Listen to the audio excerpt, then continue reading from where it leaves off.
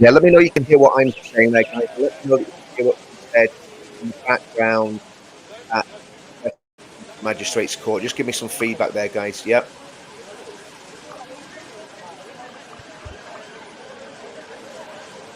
Yeah, you can all hear. So, and can you hear what's going on at the Magistrates Court as well? You can hear that too, yeah.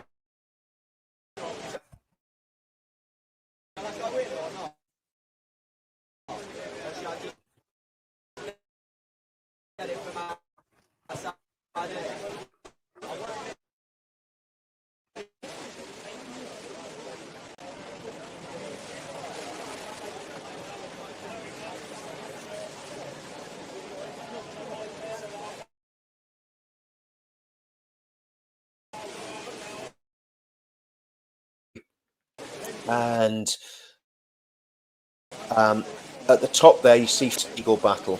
We're buffering in and out here like mad, guys, which is sorry about that. Yeah, so the fightthemail.com is the website, and you can go on that and support Tommy on that on the channel. Another point is Tommy's YouTube channel is now, and I'm going to drop it in the comments, his YouTube channel is basically up and running again, which is great news, obviously. So let's just get that. I'll drop that in the comments so that you can, if you're not following Tommy's YouTube channel, get on there and follow it. And also on his YouTube channel, there's the new documentary, and the documentary is the editing, the scripting, it's so tight. It's really very, it's only about I think 10-15 minutes long. Absolutely superb, and it packs a lot in there. It's the way the way it should be. Just on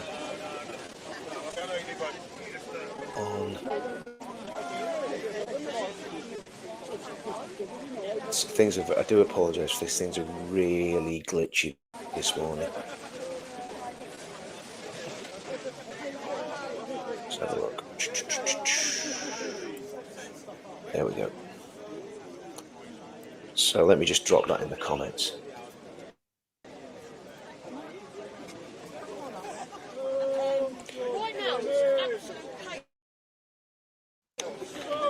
Obviously, I'm doing this from Northern Ireland. There's Wendell back. So what I'll do, I'll basically mute myself in a minute. Once I've myself, let me know that you can hear Wendell, because what I'll do, I'll mute myself. I'll pull myself out of the screen. Yes, you can go down the courts today. Oh, can he go down today? Yes, he could. I mean, this is the worrying thing. He could actually get remanded today, and that's why it's really important that we've got eyes on this, so we can see exactly what's going on. For some reason, I can't.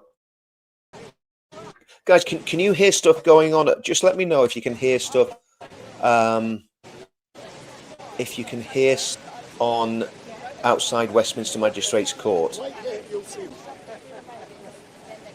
Can you hear stuff going on out there? Yeah.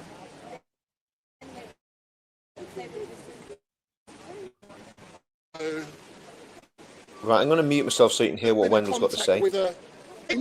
I should be, hopefully, I'm going to be leaving here soon. So around 9:35, I estimate around 9:35, you will see the gaffer. So around 9:35, you will see the gaffer. So he is appearing with causing harassment and fear of violence, and this is a direct consequence of Daily Mail red lists. So let's wait and see.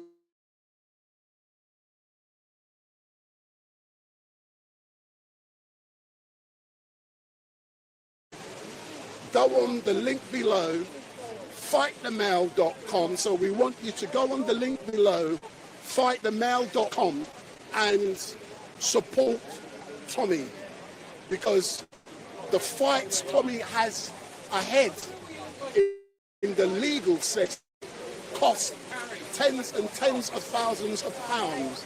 And if you can spare a few shekels, a few dollars to help Tommy fights against the Daily Mail, make sure you go on to themail.com.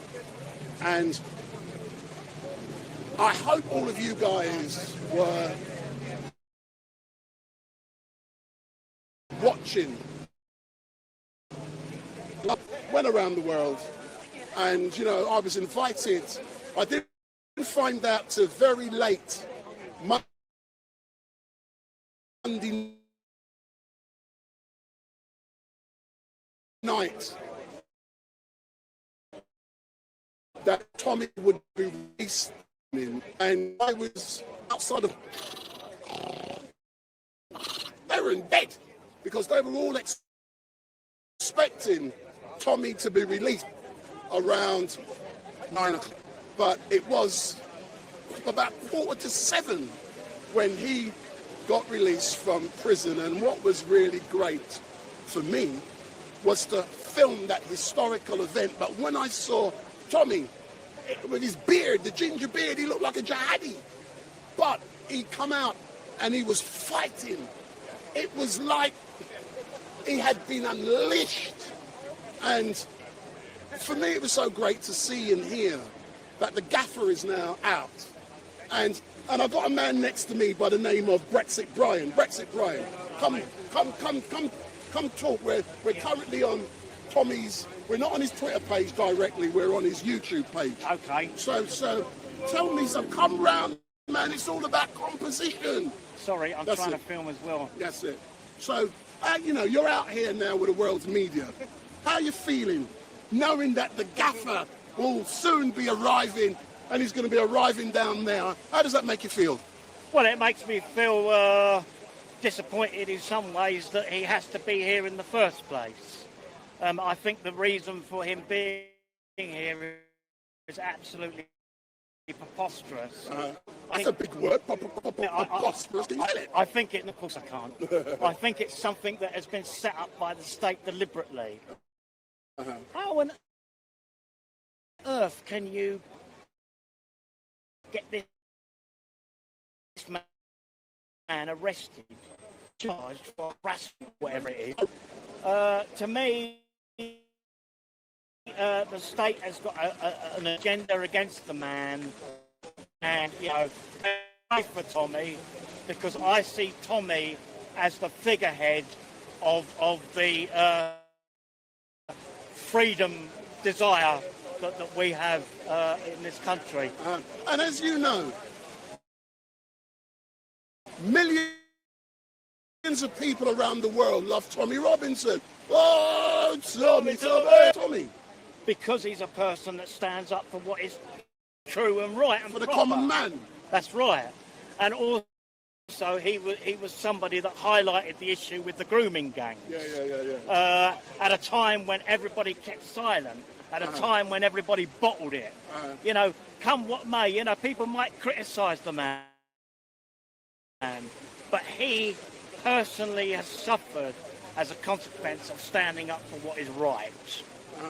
And what does Tommy, look into the camera, tell the people what Tommy means to you. Tommy means to me our hope. Tommy means to me someone to rally around, because without him, if you take him out of the picture, I can't see that there's anything left. Britisher.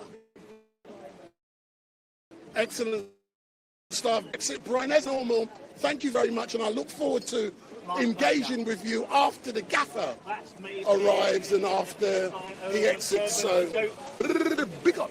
So listen, there I'm Urban Scoop. So I'm waiting for a phone call to find out if the gaffer, Tommy, is going to be wearing this T-shirt when he arrives. So he is going to be coming down there very soon.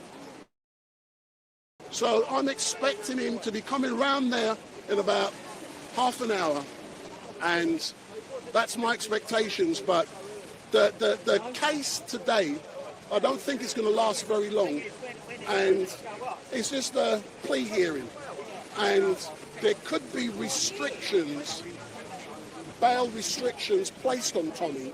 Therefore, it's highly likely that he may not be able to say certain things when he comes out. Let's hope that's not the case. But he hasn't got those restrictions on at the moment, so going in.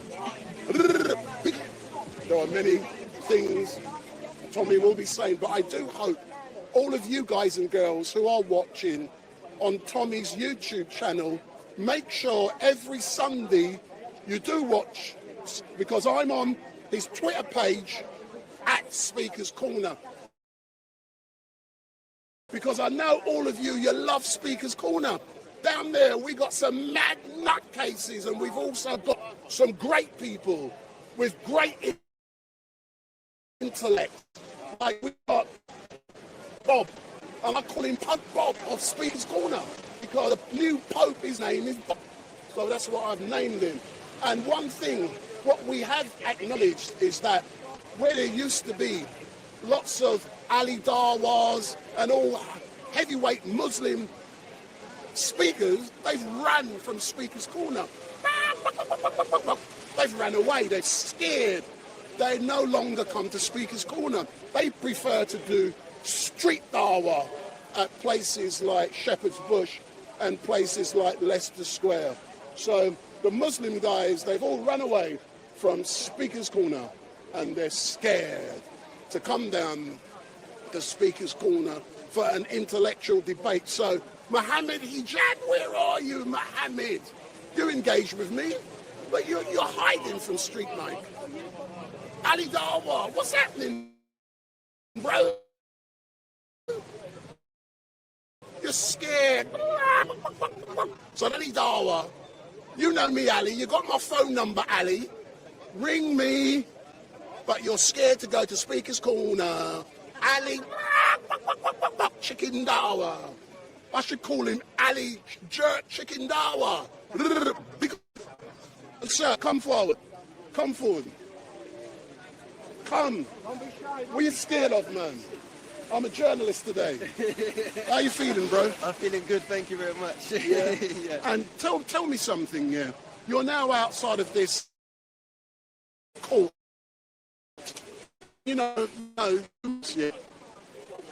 Things will be happening when Tommy arrives, and I'm just watching time. You know, so how are you feeling knowing that Tommy's going to be here in about 25 minutes? Feeling good, excited. I'm upset I haven't got my camera on me actually, like an idiot, but I'm excited he's going to be here, show face, and let the people see him. So why haven't you got your camera? Like an idiot, I forgot it. How can you forget? In the rush of everything, leaving, trying to be on time. Hold on.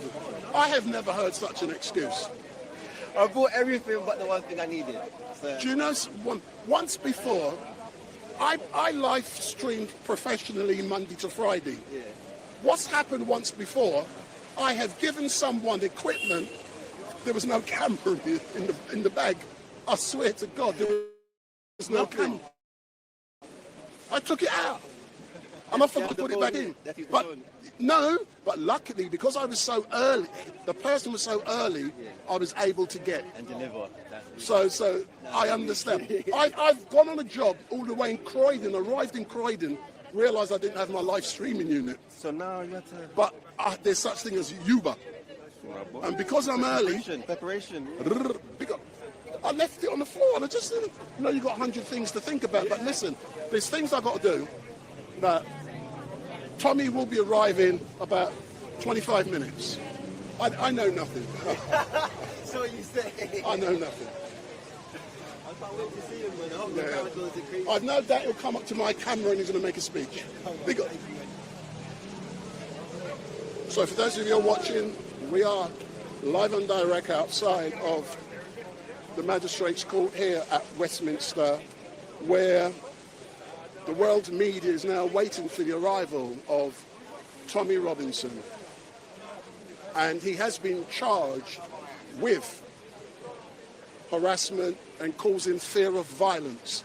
And what I do want you guys to do is to Google Section 4A of the Protection Against Harassment Act, and the specific thing you're looking for is defence. So Section 4A, the Protection Against Harassment Act, and look at what defences are there against the charges that's been put against Tommy. And there are lots of defences, because if you have a look at what has been alleged, go there and look for yourself. But Tommy will be arriving down there in about 25 YouTube channel. They're currently on Tommy Robinson's Twitter page, YouTube channel. And he will be arriving about 9:35, 9:40. And last time I was here with Tommy, a Sky journalist embarrassed herself. You remember that one? The Sky journalist embarrassed herself. That's the last time I was here with Tommy.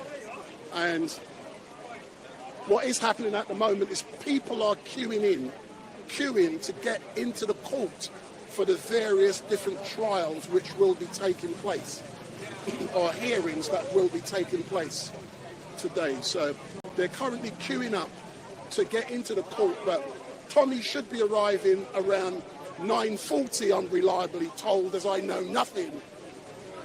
So, we got... Oh, no. Hey, ballhead. Hey, this guy I'm now going to talk to, hopefully... Hold on. Oh, no. Couple of seconds. I'm meant to be there an hour ago. Oh, shall I? That's what I'm saying, I've got to go there. Hold on. I'm back in a bit. No. Hold on. You're looking smart, Liam. Well, what are you doing? No. Talk. No. Come here.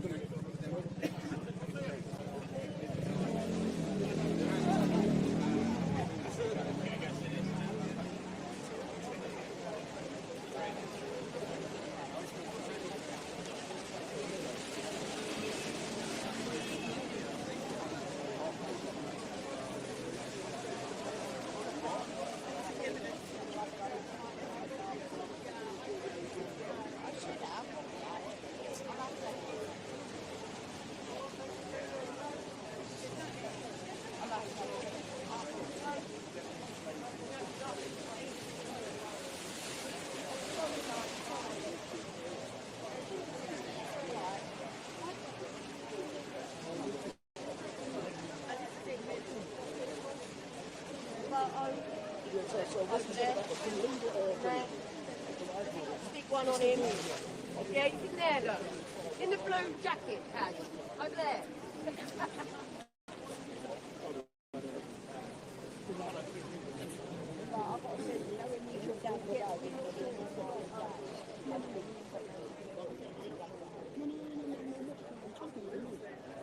Now, Liam's here somewhere.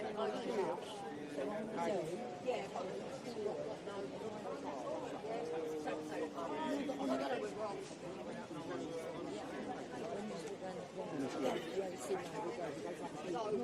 Listen, I'll do this in a second.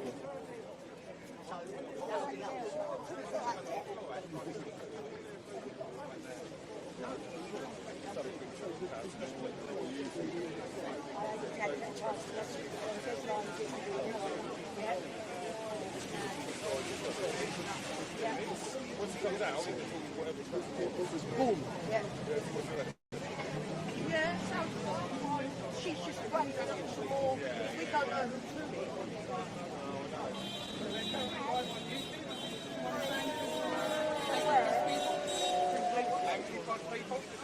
So in a few moments, just to let you know, I'm going to be leaving this location. So in a few moments, I'm leaving this location.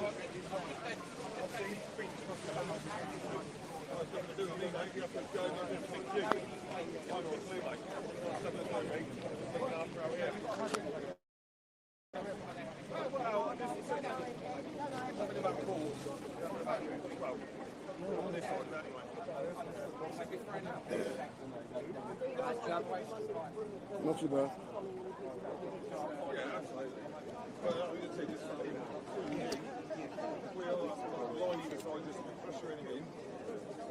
I've come across you before. You're from Urban Scoop.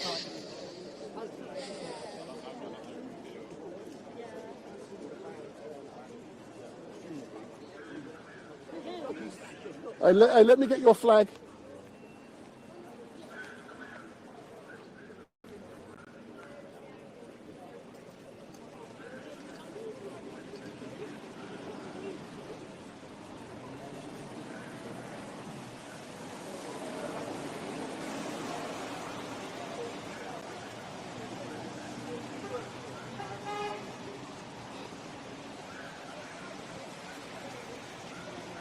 So I've walked away for a reason.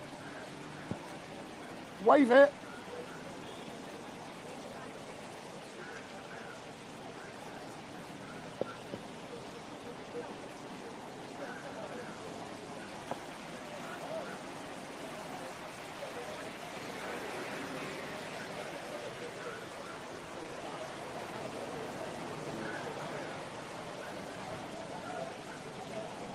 So I'm now going to be walking away from the court.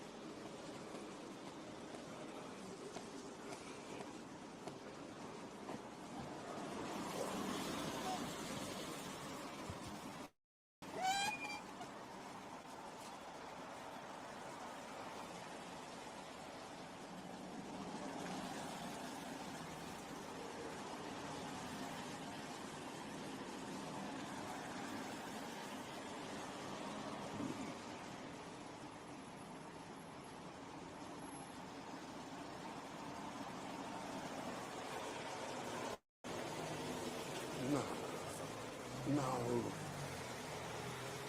Go back.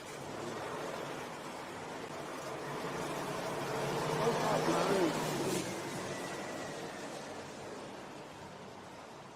All you're going to do is attract the press. We don't want them. Go back.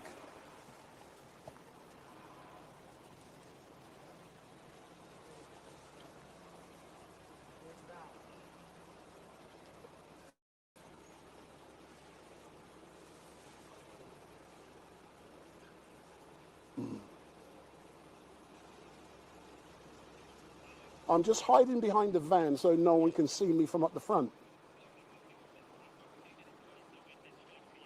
Yeah, yeah. And what I'll do, I'll put microphones on him, yeah?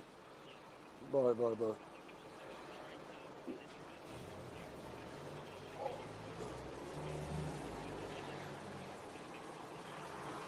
No. Oi, but I haven't brought it with me. I didn't bring it with me.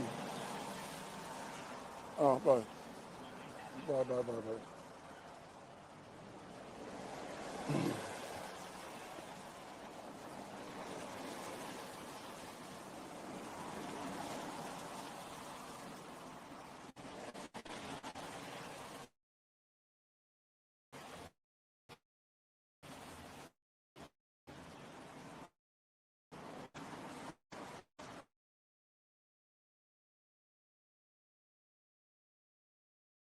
Will be appearing within a couple of minutes. So I've gone to a location where I know he is. He's just doing an interview. And when he comes out, I will put a microphone on him and conduct an interview as we slowly walk towards the court.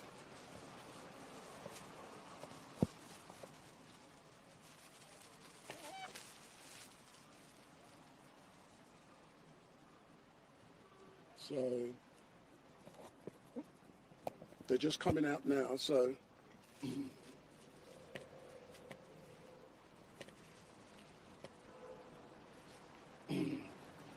so there's Tommy, they're just coming out now.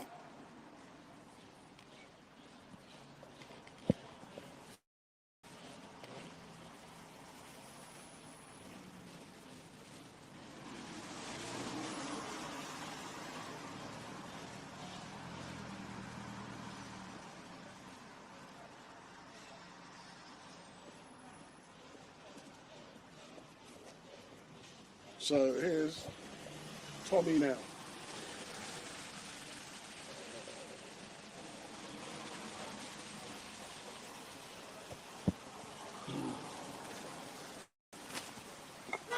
So Tommy's currently with Mayor Tussie and the boys from Wales. Big up. Big up. Big up. So there's Tommy Robinson. Do you know what, Wendell? They say they've got money, police money shortages. Vans around here. Let me. If you wait there, Tommy, let me just put a microphone on you. Can you walk with that? Yes, Yes. walk Walk and talk. Yeah. And you can hold that as well. Okay. We're on your YouTube channel, sir. Right, well, let's go. Give me a couple of seconds. Let me just. You got water? Anyone got water? No.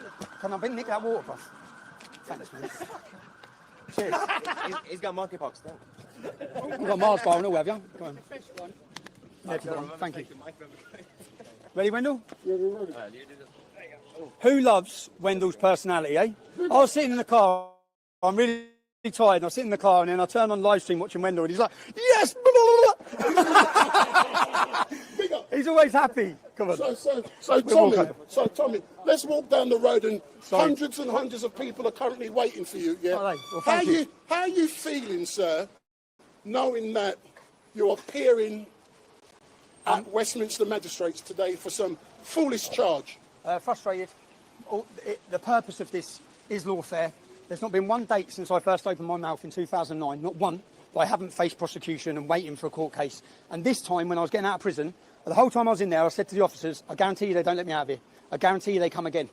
And then the day I got my verdict, the next day, they opened my door and said, please sit here. And I just said to the officer, I told you. And the purpose of this is to drain you. I've come out of jail just over a week ago. Yeah. I've come out of jail just over a week ago. I've spent every minute of every day so far preparing a film that you watched last night, a mini documentary, because what the media want, and unfortunately I can't do it anymore because of this. Mayor Tussie, Voice of Wales, Rebel Media, all these different citizen journalists now come. Now they've been able to lie for so long, so we're going to walk in here, there's going to be an army of mainstream media. They're going to take a picture and they're going to spoon feed you a narrative and a message. And that message is going to be, if you read the headline, you're going to think that I threatened and caused violence to journalists. Yeah. Whereas the reality is, I was on holiday.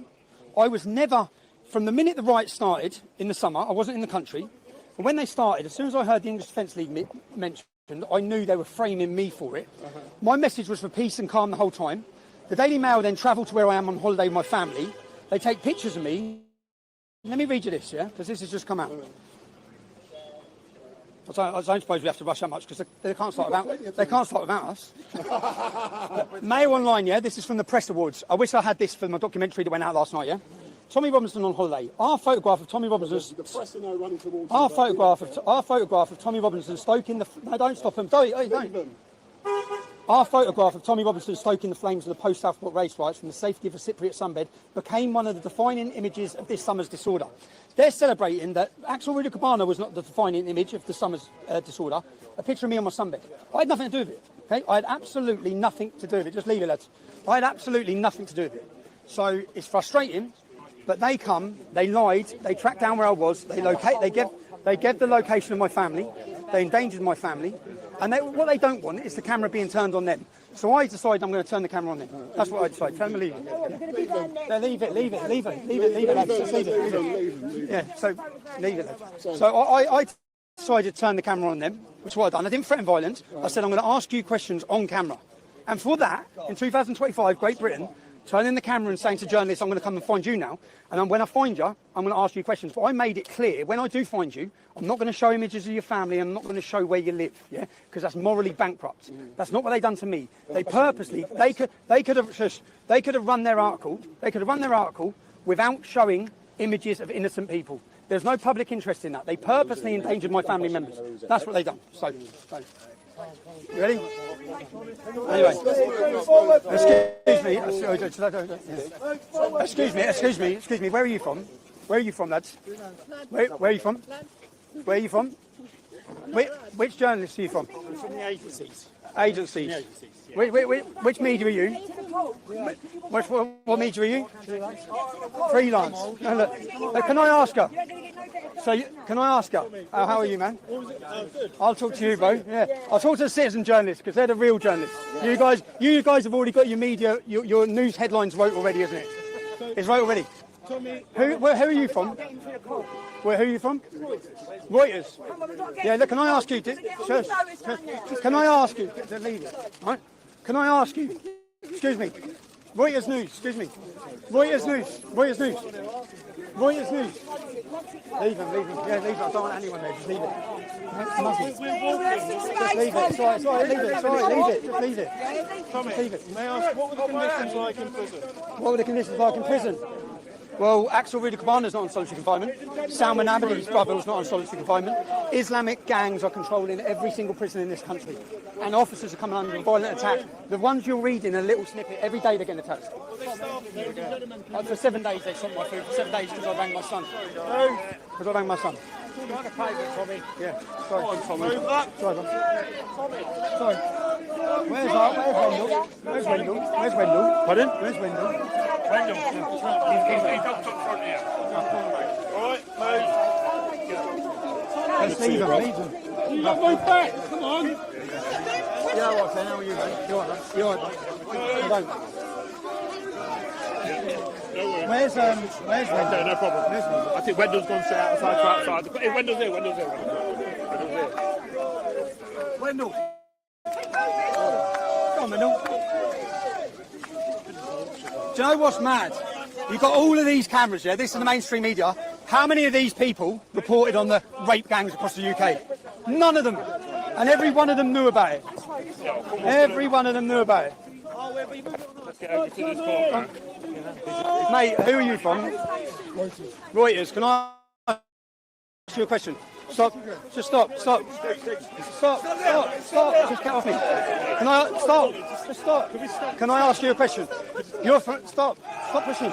You're from Reuters News, yeah? Did you watch my documentary Silence? You did. Stop. I'm not allowed to. I have a code of conduct. I'm not allowed to say You're not allowed to say. You're not allowed to say what you thought. Take a left over here. All right. Go on, mate. How are you, bro?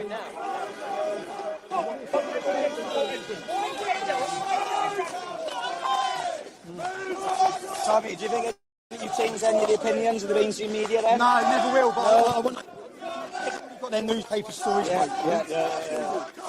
Hi, how are you? Oh, I thought you.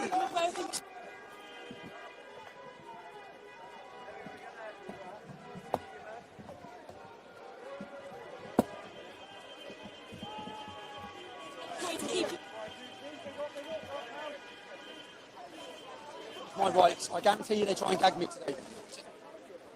Try and put a gag in. What happened here? I put a document down last night. Here today.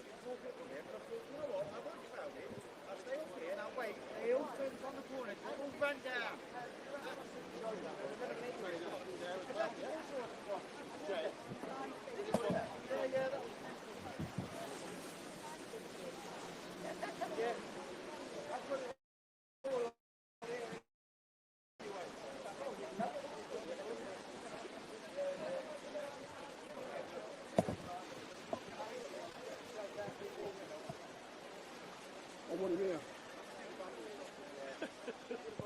I want the thing in the back. Let me go back. I want the Hulk sign in the background.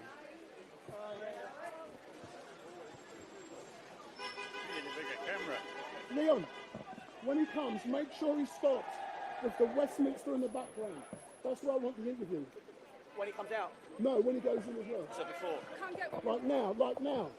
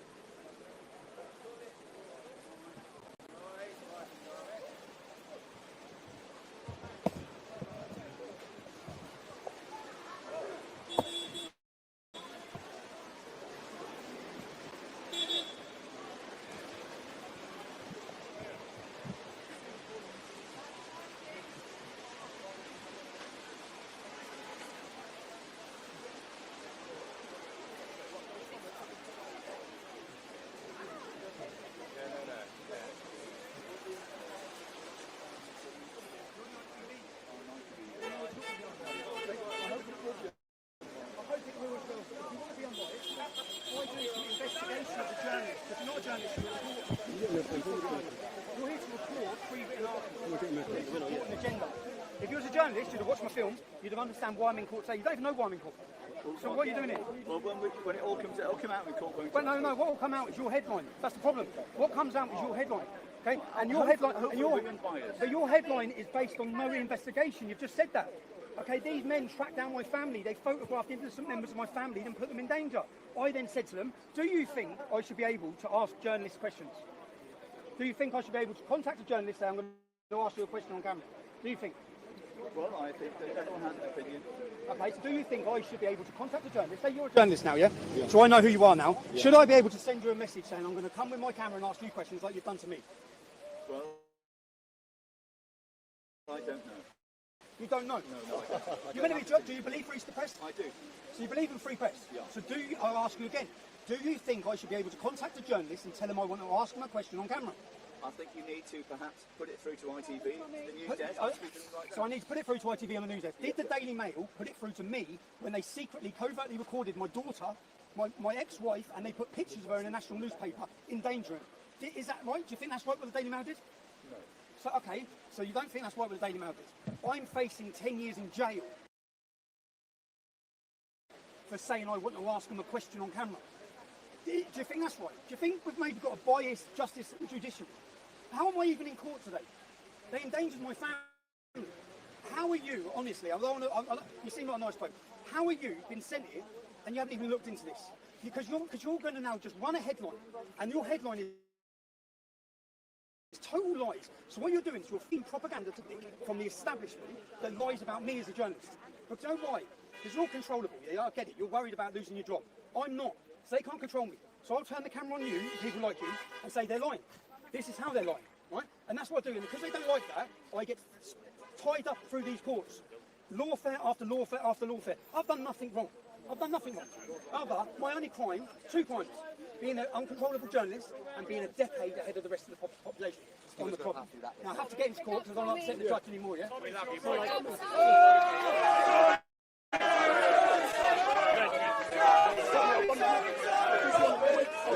Westminster side in the background. Aidan, go there so we get the Westminster side in the background. Excuse me. Aidan, over here.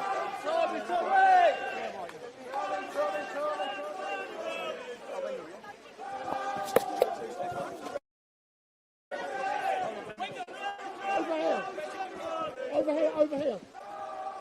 Excuse me. He's coming here. Tommy. Go round. That's it. We got it in the background. Beautiful. We got the Westminster in the background. Whoa. Move over, bro. Right, Wendell. Is this a live stream? Yeah, we're live on your channel. Did you get that interview with that We've ITV? got most of it, yeah. So ITV News, they haven't watched my previous documentary. They haven't looked at this. So they've basically come here. They haven't investigated anything. They're going to run a headline and lie to you about why I'm in court. Okay? That is the importance of this channel. It's the importance of citizen journalism. It's the importance of every one of you to share the content, because these come to, they've been able to do it for decades, and then when big media when big tech stepped in and censored everyone, they could continue those lies, right? Due to you, the public, sharing content and supporting journalism. There's lots of citizen journalists here today, and that pisses these lot off, right? Because our views are going to far exceed their views. So whereas they used to control the media and they'd lie to everyone, that doesn't wash anymore. Follow me on X, @Robinson New Era, and you're on the channel. Make sure you share it. Big up, Tom. Get my microphones and this one. I'll see you when you come back. No, that's me. Oh, yeah. You ready? There you go. So Tommy's now making his way into court and capture him when he comes back out. So Tommy's now making his way into the court, and that's no press.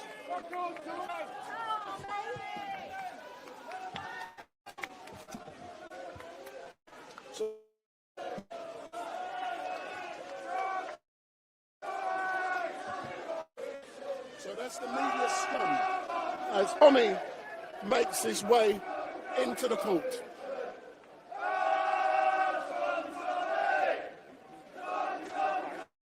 Always live, I'm all live. So Tommy's now making his way into the court, and we can hear, oh, Tommy.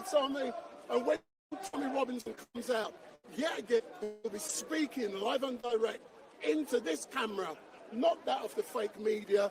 He's going to be talking to you guys, his followers. So Tommy's now going to be going in court, and the Voice of Wales, they will be live tweeting inside of the court. So the Voice of Wales will be live tweeting from inside of the court. And Tommy is now, he's now gone in. He's got to go through the various different security checks, and it is.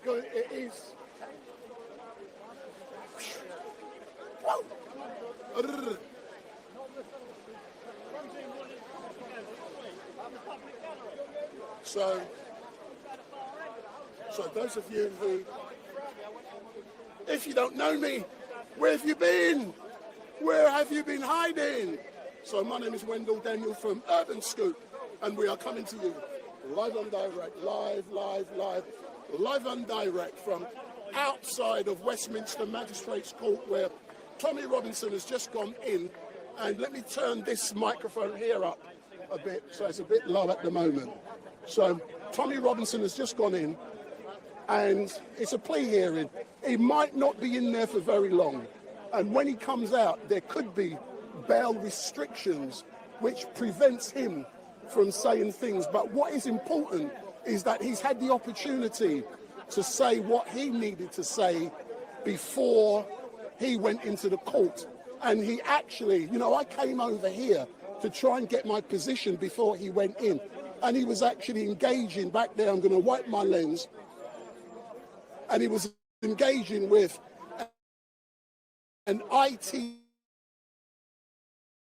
cameraman, asking very specific questions of that. So Tommy's now in the court, and he will be coming out soon. And when he comes out, yet again, I will be engaging with him. And then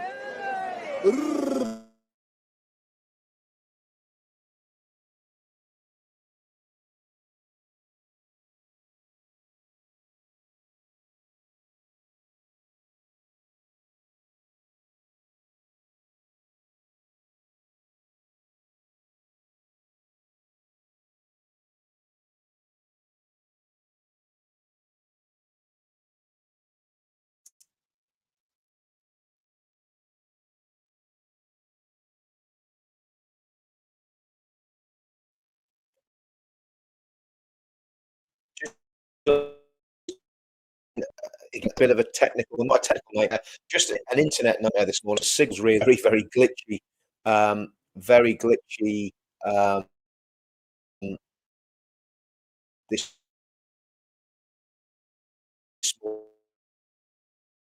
morning. So what I'm going to do, I'm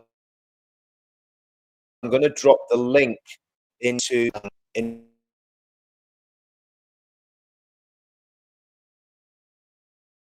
And I'll probably do live if the signal's so bad, I'll probably just do live.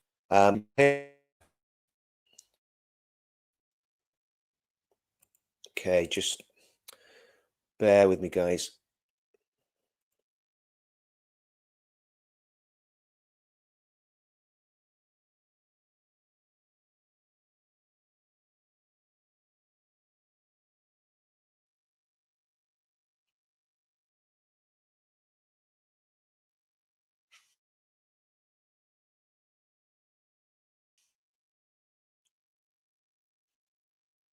Now, this link is. I'll tell you what I'm going to do. I'm going to come off that stream because that might help.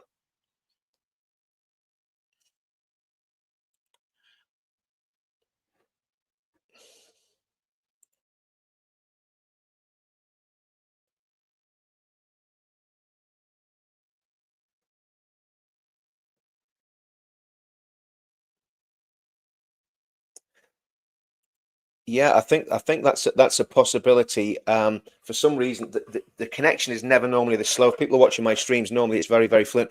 Is that any better now, guys? Just let me know if that's better. One of the problems is obviously when there's a lot of people streaming as well. So the streaming signal coming from Wendell could be problematic because again, there's so many people on that. Yeah, a couple of things. I'm gonna put the frame back in that has the domain name for supporting Tommy. So hopefully that should pop up any second. Okay, so that's it there. Fightthemail.com is the domain name that you want to be going on to basically support Tommy, because again, I think what's going to happen here, they're going to do what they always do. They're going to tie him down in court fees. It's, you know, the process is the punishment. They're going to drag this out, and obviously, you know, the way he's kept himself together, if they find him guilty for this, whatever it is that they're trying to accuse him of, he's facing 10 years in prison. And I think that is, you know, that's what's at stake here. It's not a question of it being a small thing. 10 years in prison is what they're talking about. And look, I mean, obviously we can't say anything about the case. That's the problem with all these things. Morning, John Capone. How are you, mate? I'm praying that. Well, do you know what, Judy? I'd be very surprised if that's the case. If basically the judge is going to be in any way fair. I have no faith in the British judiciary at all, none whatsoever. And right, so the X feeds ahead of YouTube. I mean, this is the thing when you're doing these feeds. You know, it's a lot of technology. I mean, when you think about it, the BBC and ITV spend millions of pounds to bring live coverage to the world. I mean, they have these OB trucks, they've got all sorts of backups. They've got, you know, stuff going via satellite. They've got stuff going via cable. You know, they've got stuff going with IP stuff. And we've got YouTube and X and StreamYard all stuck together with a little bit of sticky tape and glue. So I think, to be honest with you, I think Wendell did a fantastic job this morning, because again, you know, Wendell's not a journalist. Wendell's a cameraman, right? But he is doing a fantastic job at covering this stuff. And his live streams, the kit Wendell's got, he's got some world-class kit that, again, that top broadcasters would use. You know, so when he's putting stuff out, it really is the business. What I'm going to do, I'm going to try and get Wendell's stream back, because obviously I want to keep an eye on the stream, because if it's a very quick hearing and Tommy gets out really quick, what I'll probably do, rather than stop this hearing, I'll just leave it I'll just leave it running. So bear with me while I try and get Wendell's stream back. So let me just see if I can do this. Bear with me, guys. Yeah, Wendell is great, and I mean he's like Tommy said. Wendell is. I've never known Wendell be miserable. Oh, actually, do you know what I'm going to do? I'm going to drop this link in here, okay? Because seeing this, because I wouldn't be surprised if courts try and get an injunction on this if they can. I don't know if they can because it's already out there, but I wouldn't be surprised if the courts don't try and do something with this film. So this is the film that Tommy made. Just came out literally yesterday. So again, obviously I can't drop the actual link in there because that's not how StreamYard works. But if you want to take a screenshot of that and then type it in to your browser, you'll get it. Or actually, the best thing to do, just look for Hunted. Let me just share this now so you can see what you're looking for. So just bear with me 2 seconds. I'll just drop this into the feed.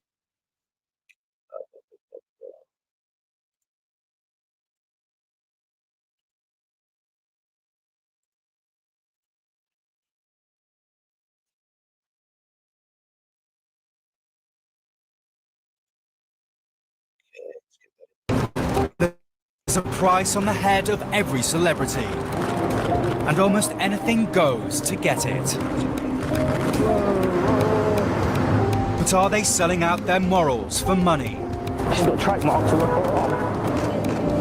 What you're looking for. And is this basically any way to make a Hunted, How the living? Daily Mail Endangered My Children, and it's on the Tommy Robinson channel. So you can get onto the Tommy Robinson channel. You'll basically Some you'll of you may basically find think it. that people that put themselves in the firing line Okay. are fair game. And let me find the It's live fair stream game for the again. media Let me to find harass them, follow them, the smear live them, stream. lie about them, persecute them. But are their families fair game? This was my eldest daughter.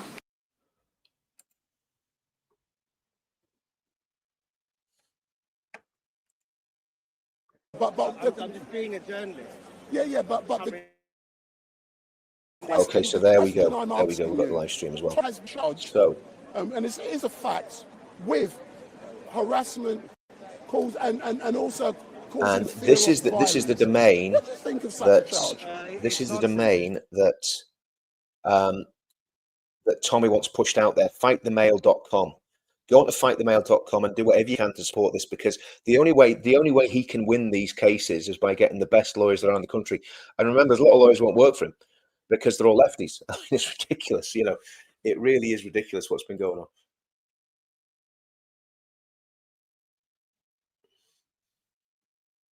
Yeah, I think one of the things that I noticed was the way Tommy's come out and he's been so focused. He's basically put a documentary together that would take ITV and Channel 4 6 months to make, and he's put it together in less than a week. And again, if you watch that documentary, it's an absolutely superb piece of work, and it shows exactly what's happening. It shows exactly what's happening, exactly the way the state are behaving at the minute, which is to say the least. To say it's annoying is a little bit of an understatement.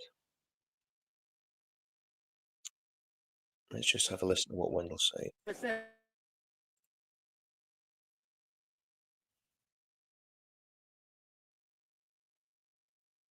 The state and by huge corporations. Like, if you're not famous like Tommy Robinson, you're just forgotten about. You're abused. Yeah, that's right. So I think people need to take what they need to take away from here today is that this is not just happening to Tommy Robinson. It happens to everybody. Yeah. Like, I come here and I try to highlight the truth. That's what I do. My channel is actual coverage, not defame anybody. Even now, I'm on my way to just put some videos together and put them out. But you know something? I'm so grateful that people like you and me, no one knows us, and we're not famous. We're under the radar. Yeah, I kind of like to be like that, you know. Like, I never put my face in front of the camera. I just like to go and document what's happening. No, I understand. I put it out in a fair way to everybody, you know. I understand, sir, but keep up the great work. And I'm not going to engage with this geezer, but I'm going to teach you a few lessons.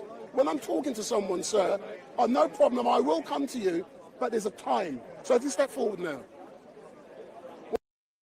What's your name? You got to look in the camera, composition, so come round. What's your name? Stephen Brian Reynolds. So why are you out here supporting Tommy? Because I'm pissed off with what the police have done and the fucking government. Oh, well, what I am going to be saying, sir, Tommy, we have class. I know we do. No swearing, yeah? Sorry. So for the people watching, I apologise for the slip up with this gentleman. So no swearing, please. And I've been like, when Tommy was in prison, I wasn't eating for days, and I was crying my eyes out because of this. I hear you. And what does Tommy mean to you? He means the world to me. Look, tell us what? He's our leader. He gets us together, and that's what this is all about. Just imagine Tommy's watching now. Look in the camera. What do you want to say to him? Tommy, I love you. Big up. Thank you very much, sir. So the gentleman has just confessed that. I've been on the hungry strike when he was in prison. Excellent. When he was in Belmarsh and Wood Hill. Excellent stuff. I went on the hungry strike. I wasn't eating for days.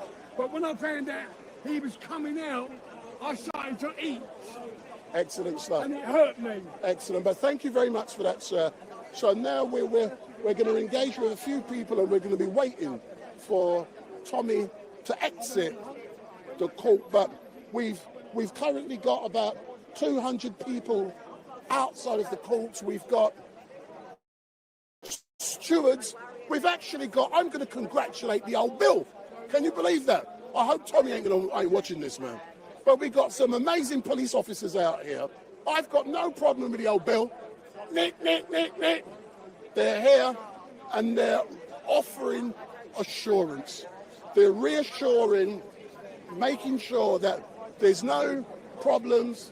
They're making sure that everyone behaves with respect and dignity and there's no problems. So all I can say, officers, thank you very much. If you mess up, I'm going to cuss you. I don't care. I can cuss the police. I don't care. But today we take our hat off to the old Bill. They're doing a great job. And earlier on this morning, there were 2 liaison officers, 2 of them, and I know they're watching this at Gold Control in Scotland Yard because I've been up there. I know what goes on. But there was 2 excellent liaison officers. They're the ones in the blue tabards. Hello, excuse me. Come talk to me. Come talk to me. We're live. Are you scared? Sir, come and say hello. My apologies for. No, you can understand why. I know You exactly can understand why. So now you've seen Tommy. How are you feeling? I feel good, but look at it's all about composition. Yeah. That's why I pull people like this. Now we're composed. How are you feeling? good. Now I've got some coffee. Yeah, but let's talk about Tommy and not your coffee. Right. Let's talk about the gaffer. Yeah, so the boss. So you've seen him, and he's in a fighting spirit. Did you hear any of his speeches just now? Yeah, with the mainstream media, yeah, he ripped them apart for not doing their job because we don't have a free press in this country. And Tommy Robinson is a prime example that there is not free press. And why do you think, that the state-controlled press are scared of Tommy? Because he's going against their narrative. Which is? Authoritarianism. Yeah, I hear you. But all I can say, sir, thank you very much. And you can feel the positive energy that's coming out of here today. Yeah, a lot of positive energy from you. That's what Tommy said. He's there watching me saying, big up, big up, big up. Thanks a lot, man.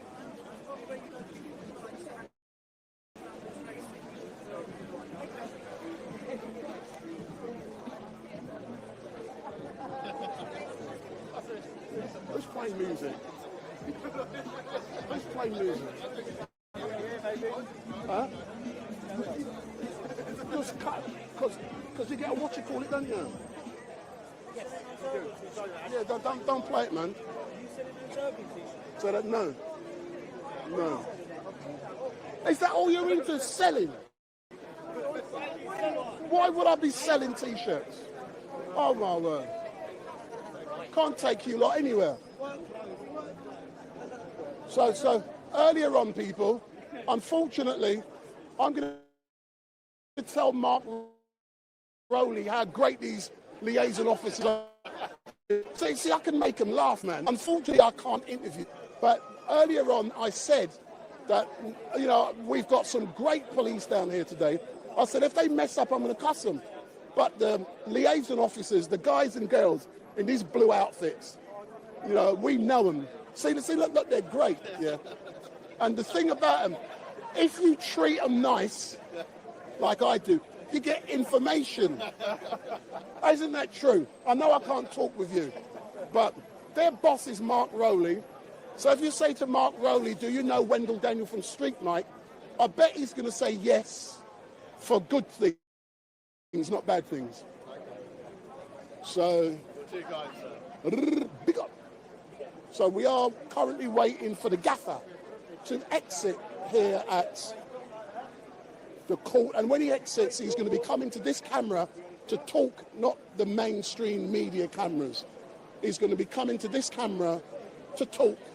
And at the moment, we've got Dan and the guys from the Voice of Wales who are in the court with Tommy.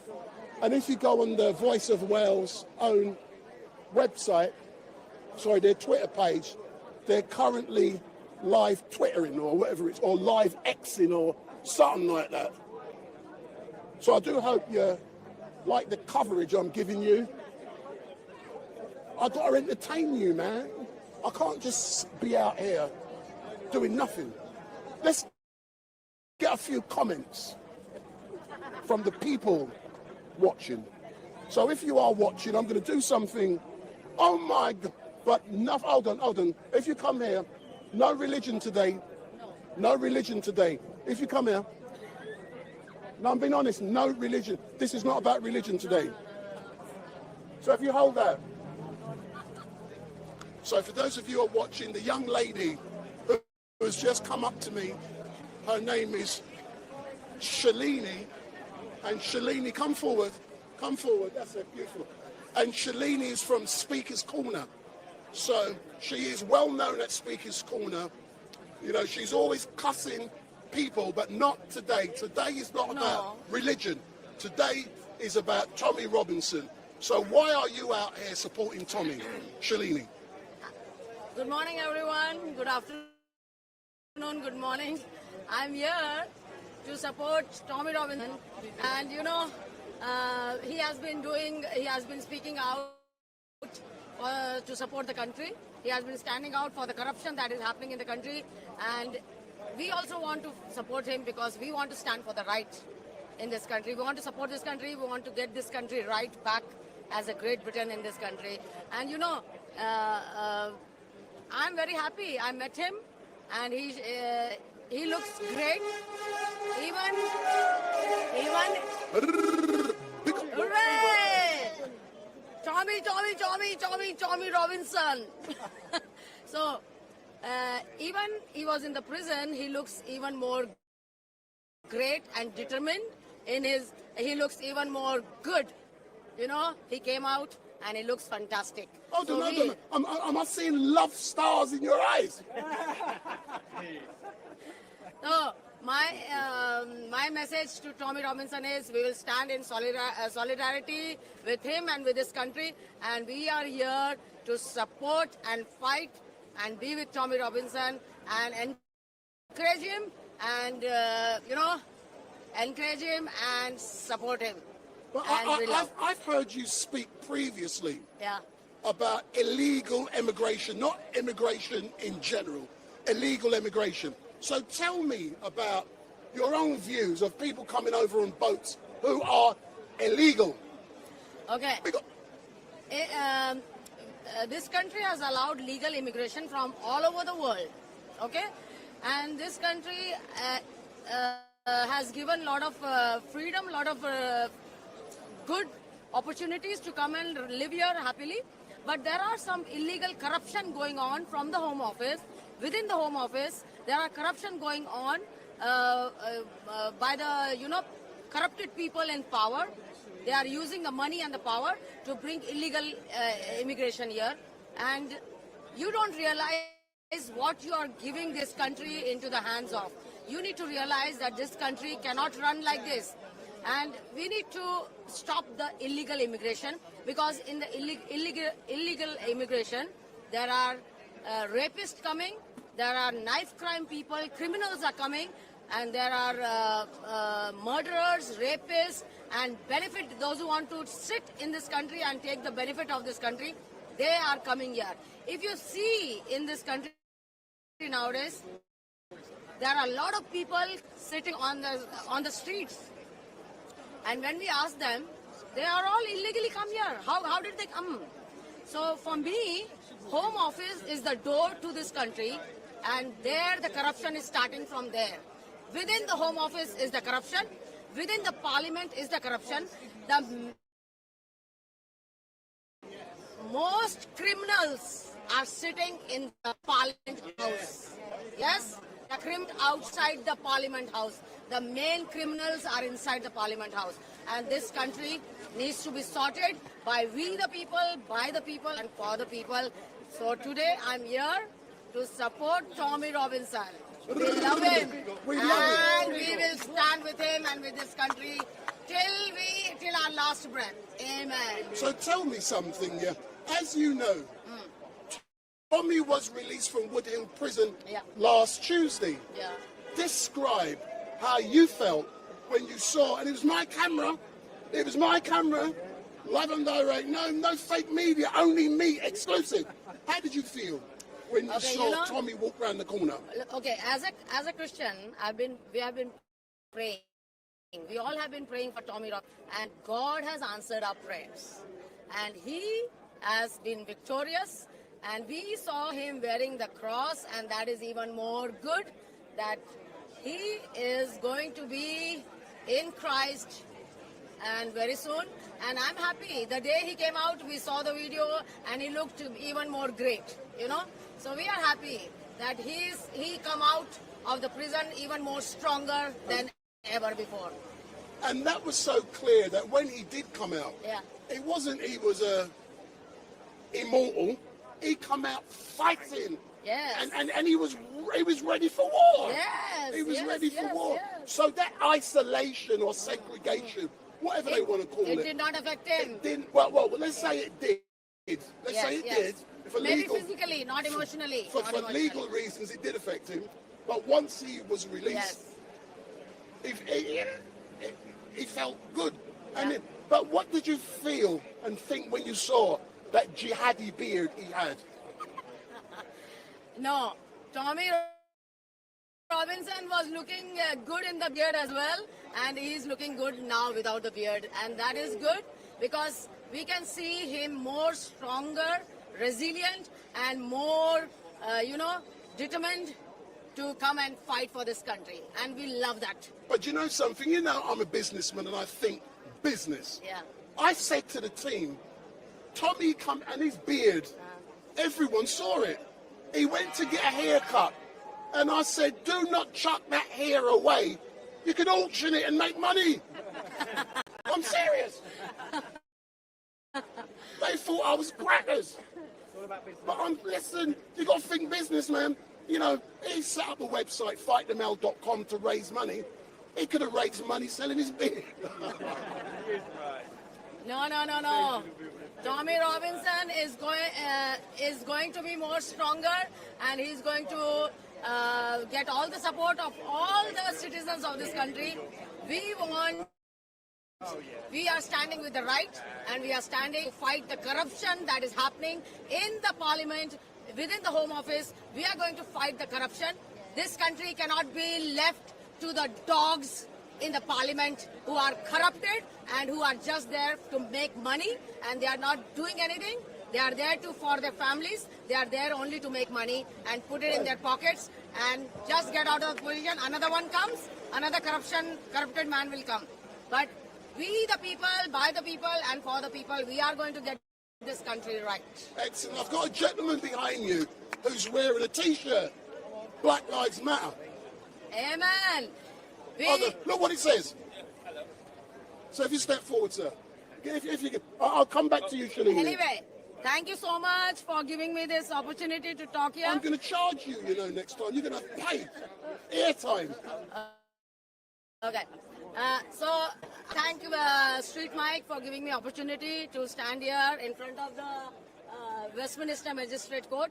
And we are going to stand for Tommy Robinson. We are going to stand for this country. In Jesus' name, we are going to get this country right back to where it was before. Amen. Amen. So we got a gentleman behind you now. He's wearing a T-shirt. So if you stay there, let me do composition, yeah? Because I know how to operate camera, you know. No, hold on, one at a time, man. So you are wearing a T-shirt. Where are you from historically, sir? Well, I'm from Pakistan. Originally, I'm an immigrant in the UK. So, but why are you wearing a T-shirt saying White History Month? Because this is my appreciation to show to the white people, because I come to the white country. They've given me everything. I've been in the country for almost 8 years now. So the education, everything that I've got today is because of the white people. And I would like to say thank you to the white people. So if you turn around, let me see what it says at the back. So are you saying that we got Black History Month? Yeah. That's important. Yeah. We must not forget that. Yeah. So are you alleging that white excellence isn't celebrated? Is that what you're telling me? That's exactly what I'm saying, especially by the minorities from where I come from the Pakistani people, especially what you're seeing right now in the UK. A lot of the white people are being called racist, fascist, everything. But you forget the fact there are ethnic minorities, which are from my own community, who are racist to white people. Yeah. You know, like you said, there is Black History Month, and there is Muslim Month, which is the whole year. There's not a month, Muslims get the whole year. So I think for the people, for the white people, at least give them a month. For me, I'm celebrating, and I've started this White History Month from June, and this is, I think I'm the only one who's done it, so I haven't seen it. But will people not argue it's White History Month 12 months a year?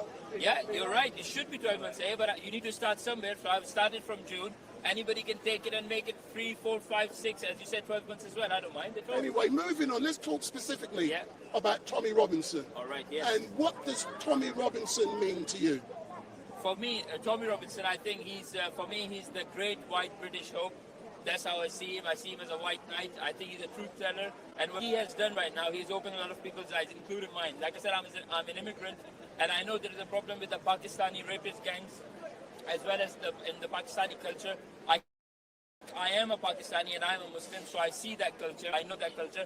And when the people from my own community call Tommy Robinson a racist, it have to be people like me to show loyalty towards the white people and say, you know what, he's not racist. What he's talking about is actual facts. And these are facts they are driven from, some say from religion, I say from culture as well.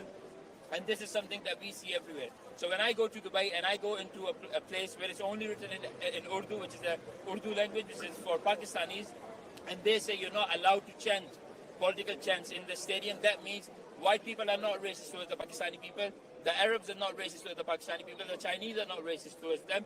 It's the Pakistani people, they got the problem within themselves and they from themselves, and that's exactly what I'm doing. Give me 1 second. Yeah. Sir, come. I just want to ask you a question. I just want to ask this gentleman a question. Yeah. Were you inside of the court? I was up waiting for the court. Now, so are they coming out? I've been in the court now. There's 12 seats. They've allowed.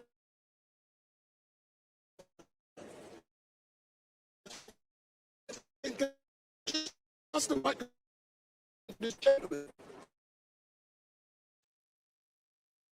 Silent cameraman, I talk. Big up. So tell me something, yeah. What was it like for you to be upstairs knowing that the hearing with Tommy is taking place? We all knew that the hearing was going to take place. It's just wrong.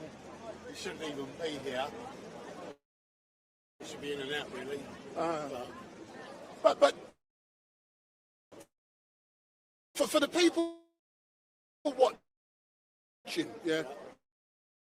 With me, I've got a It's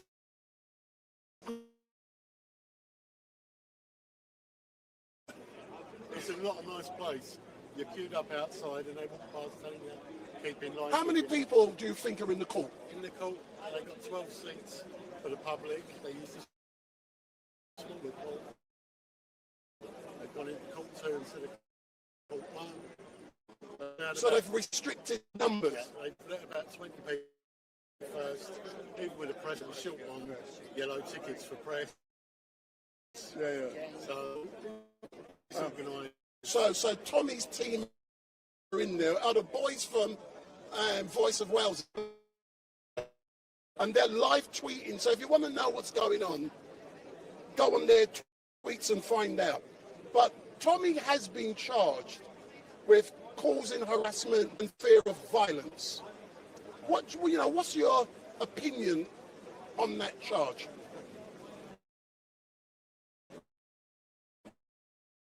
What have people made up, isn't it? It's not meant to be. It's because it's Tommy. Anyone else it wouldn't even be here. You know, why can't Tommy turn it round to the press themselves? All the things they've done to him over the years. That's good. Why can't Tommy sue them and go after him? You know, that's the question I want to know. You know? I hear you, but for the people watching, I keep saying to them, I'm uneducated and I do not know what I'm talking about.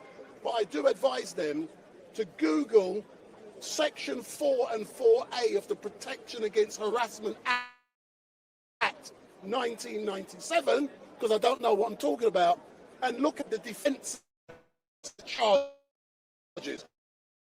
Harassment Act, Section 4 and Section 4A of 1997, there's a defence. So, for example, if you believe someone done something wrong, you've got a defence. And it tells you what the defences are. That's all I'm saying. Go and look. So, how did you feel last week when Tommy walked out of Woodhill? Elated. Man shouldn't have been there in the first place. Really shouldn't. You know, it's But the fact he was, let's agree he was, I want to know, when he come out, how did you feel seeing jihadi Tommy with that beard, but he had a fighting spirit? How did you feel? Yeah, good. Good to see him out. Nice to see him out. People need to look at the real. Yeah. See me on Saturday, going down to see Leader. Yeah. Anything. I can't get it across the home to me and know what's going on within the movement. They know. Let's speak specifically then about Tommy going to see Lydia. Yeah. When I saw the original video about Lydia a couple of weeks ago, she was in the hospice and she was happy and it made her fight for life. And one of the first things Tommy decided to do when he come out was to go and visit Lydia. How did you feel seeing that? I took him there. People can go on about it for clicks and for stuff like that. Tommy was actually in there for over 2.5 hours. You know, this is things that people need to see about this man. This man is not what the press is making him. I know that. I'm here as an English gentleman doing this. Excuse me. Excuse me, mate. They call me a white supremacist. You're colourblind. That's what.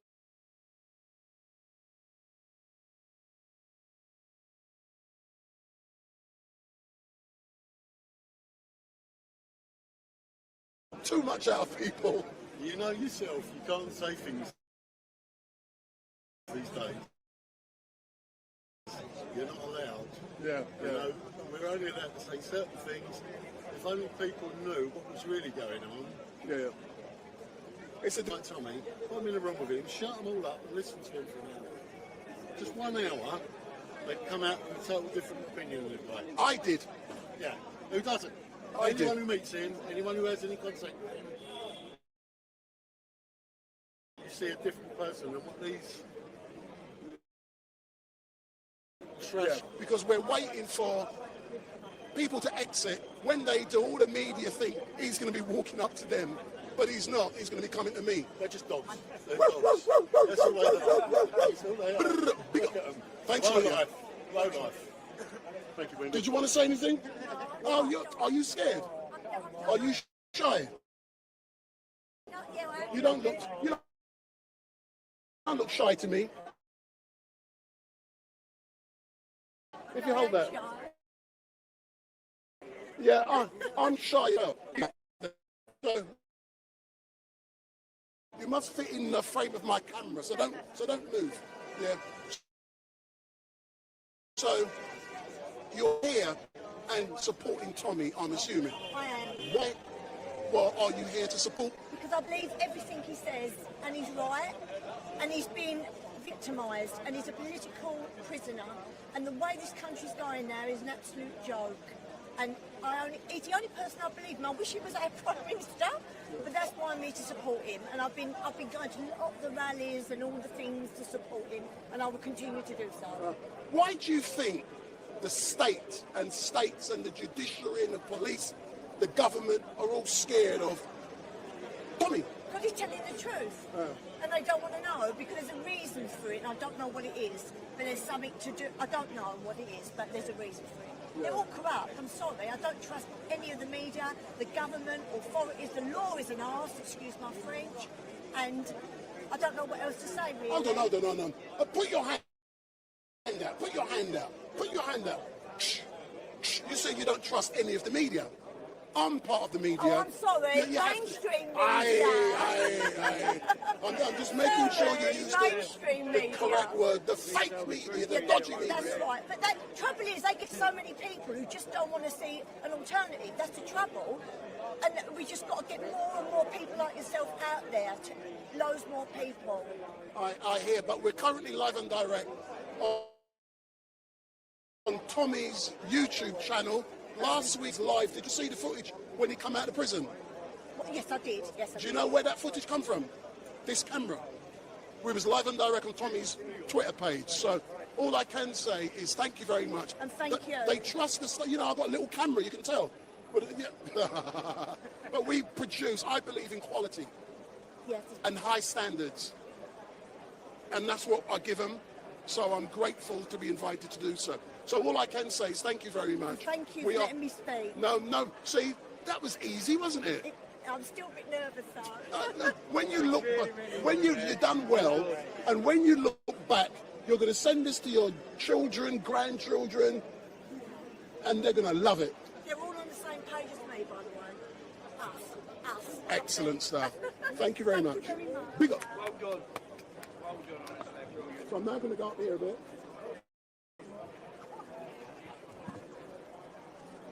So, huh?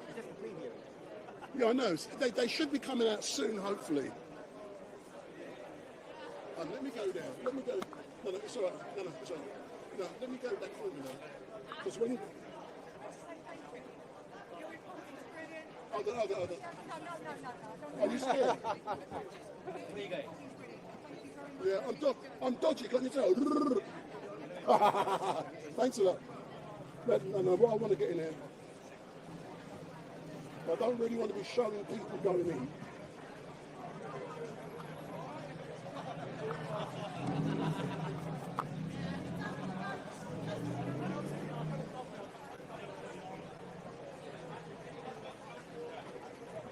Excuse me, ladies. Hi, Jesus.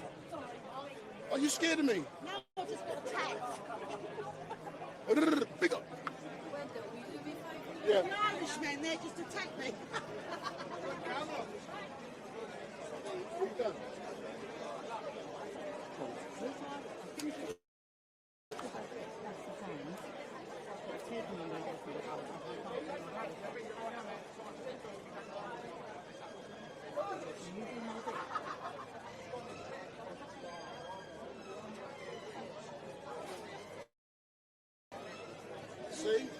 See, I've got the touch. I've got the touch. So you don't have the touch. So if you go around there, let's talk about Tommy. So hold on. Come here. Let's talk about I heard that. I can hear I've got a microphone on you. Right, so if you stay there. Stay there, no, go there. I was singing, let's talk about sex, baby. So if you stay there. So you're down here today supporting Tommy, the great Tommy Robinson, the gaffer. Why was it important for you to be here? Before you answer the question, that's your microphone. Hold that. You got one, and I got one. No, that's for you. So why was it important for you to be here supporting Tommy? Because he's being persecuted. Tell me more about that persecution. Lawfare. I've followed Tommy for nowhere near as long as a lot of people. I've watched everything. And the agenda is to silence him because he gets the truth out to millions. He can draw a crowd and people listen. And he backs up what he says. With evidence. With evidence.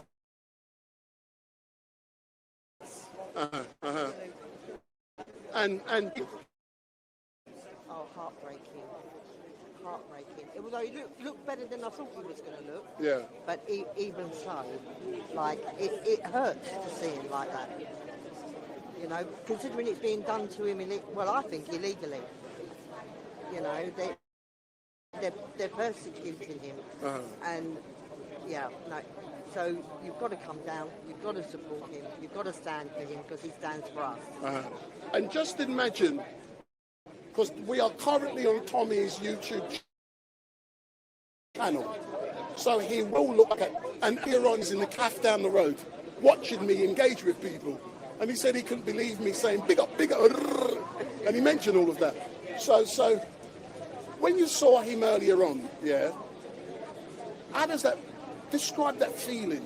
What, of seeing him, and then he's going in here to face charges. Every time I see him, I love seeing him. Like, he makes me smile, he brings me joy when I see him, because I know that our values align, like they align, and I know he's on our side, so I love seeing him.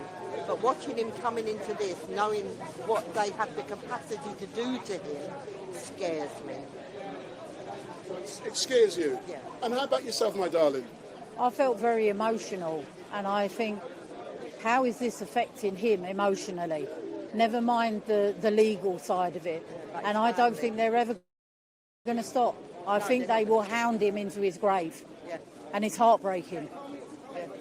And I myself, since I've been doing stuff for Urban Scoop for the last 12 months, I've been educated, I'm being quite honest, in regards to this stuff. I never experienced it, but doing what I do now, I see things differently, yeah?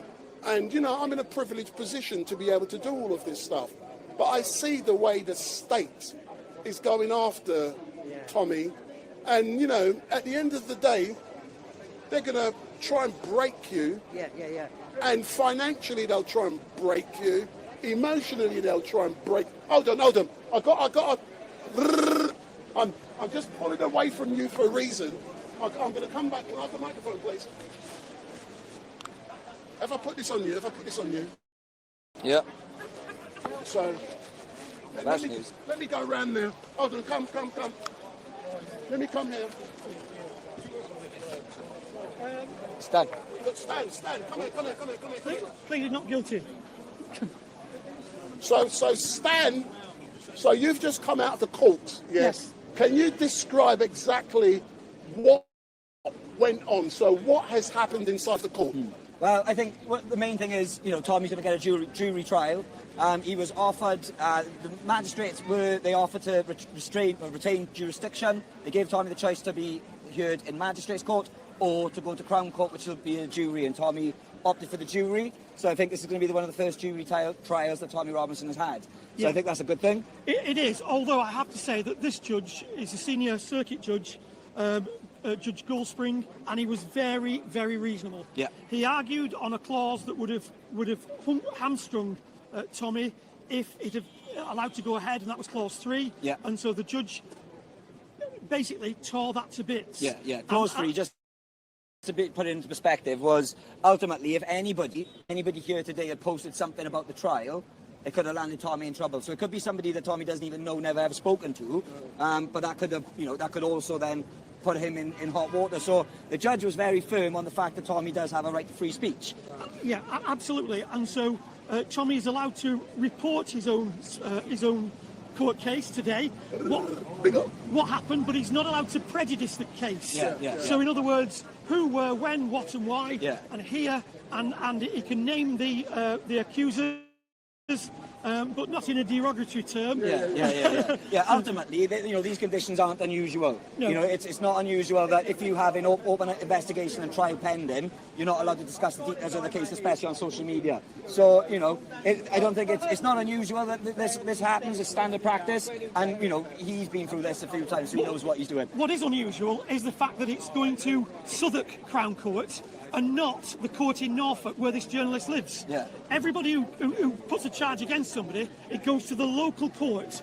Why have they picked Southwark Court? What's the demographics in the Southwark? They want a London jury that's going to be biased against. They're basically, that's what they want to do. They want to get a London jury, and that's what it seems like. Because Stan is quite right. What he's saying is absolutely spot on. That the accuser is where the Crown Court should be. I think the only other thing to say, and I know Tommy's going to be coming out in a moment, so 3rd of July is the pre-trial hearing. So that's what's going to happen. 3rd of July is the next... So what I want you to do, when Tommy comes out, he's going to be coming up to this camera, and what I want you to do is to give him those microphones. Do you want to grab that? Just come in. Yeah, so 3rd of July, pre-trial hearing, and then we go from there. So do you want me to go in and get this on him first? Yeah, if possible. I'll go here now.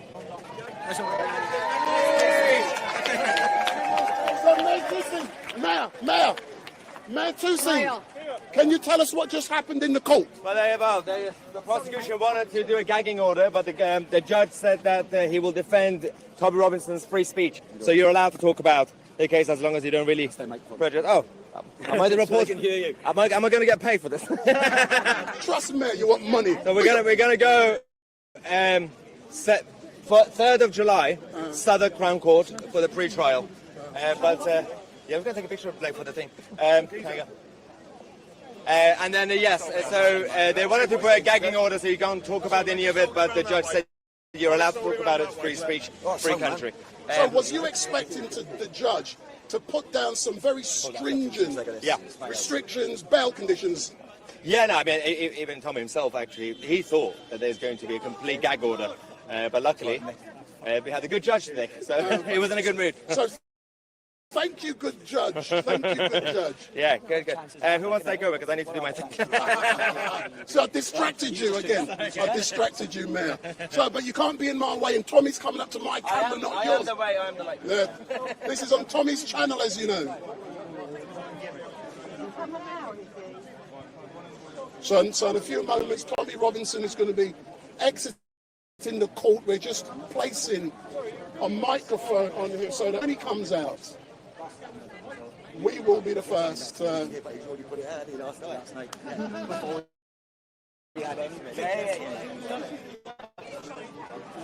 you got it? Yeah.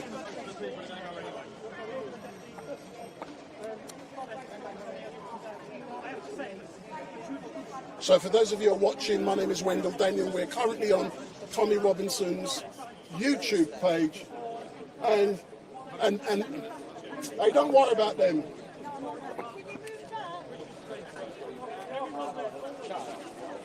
So the fake media is now asking us to move. We said, piss off. We got priority. South noise. Yeah.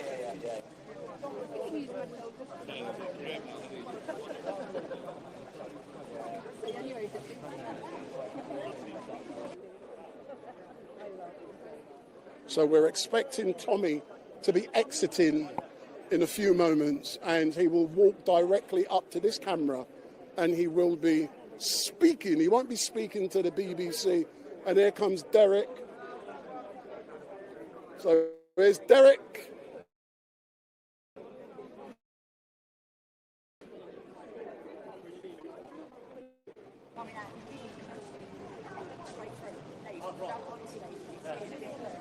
So Derek, I'll speak to you in a minute. Derek, come to the camera, When Tommy comes, so at last, history is being made. Tommy will have his first trial in front of a jury. Something he's never had. What a wonderful judge he was. He was there on every aspect. And stood up for free speech. Where you went? I went down. I saw the now hopefully an honest jury, not plucked. Because the people stand with Tommy, the system doesn't. So, Derek, when you was actually inside the court, can you describe to the people what the court looked like, who was there? Give us some descriptions. Well, the prosecution and the defence were at the front. Just one judge listened, asked for how Tommy pleaded, and he pleaded not guilty. Asked if he wanted to be tried in the magistrates' court or the Crown Court, so he could have a jury. And he said, "I'll go to Crown Court for a jury." And apart from that, the court's pretty much like a courtroom. So good news, a jury at last. Right. Thank you, Derek. Let's wait for the boss. Yeah, let me squeeze out the way for the boss. The gaffer, the boss. The gaffer.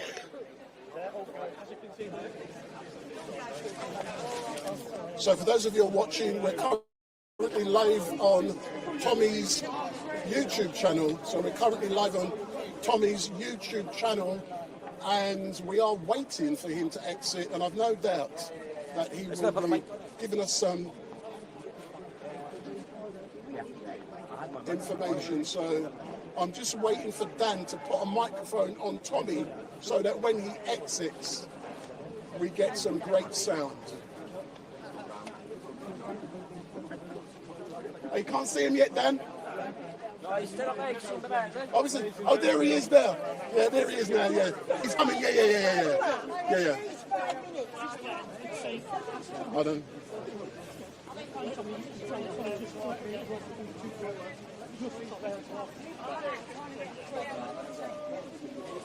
He's up there with Amit now. So that's the guys up there, that's Amit. So in a moment we'll be seeing Tommy.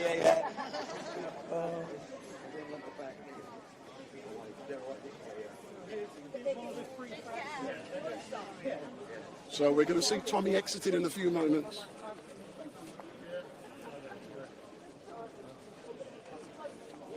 So when Tommy comes out, he's going to be speaking to this camera. And the worst thing is now, what's going to happen is when he comes out, there's a mob. They're not. Yeah, no. He was supposed to meet us as well. He bailed on us. That's right. It's Aiden now. It's Aiden. This is for Tommy. It's Wendell's. So this is your mic. So just Can I take out the thingy? Dan! This as well. So we've now given 2 microphones, and there's Vicky. So let me get that one good. Can you get there, please, gentlemen?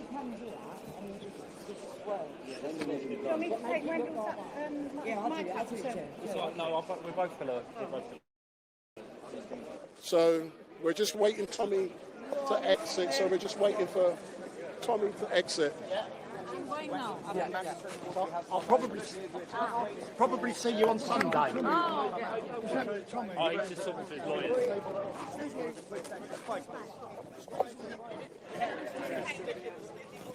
Excuse me, I'm getting out the way. I don't want to be crushed.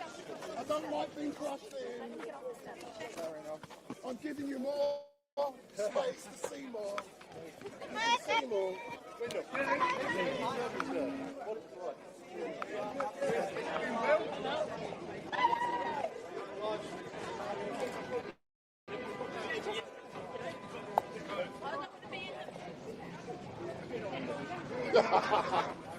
They're all following me now.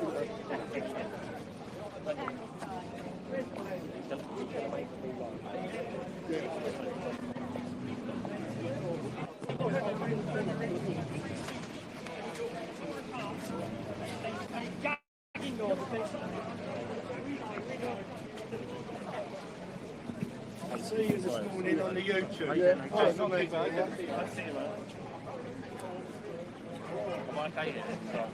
Kelly, good shot.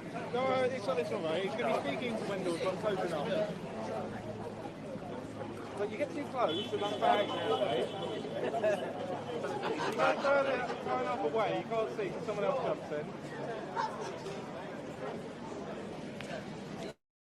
in. So we're waiting for Tommy to exit, and when he comes out, I'm told he's going to make a beeline for this Camry. I've got both. Oh, you got? I was waiting. Yeah. So, one or the other, or both? No, because I put that on him, and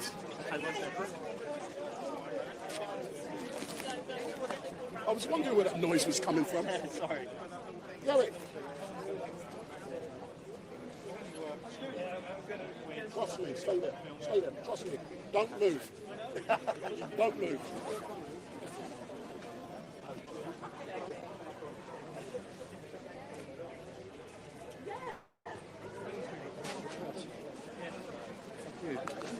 Do us a favour. Can you get us the Urban Scoop T-shirts there, please? There's T-shirts there.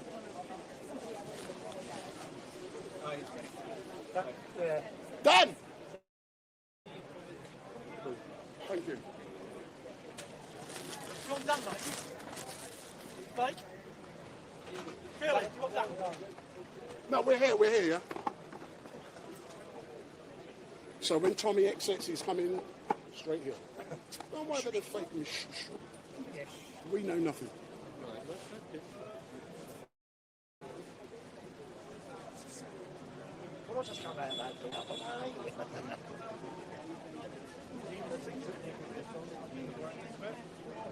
So we're just waiting for Tommy Robinson to exit. So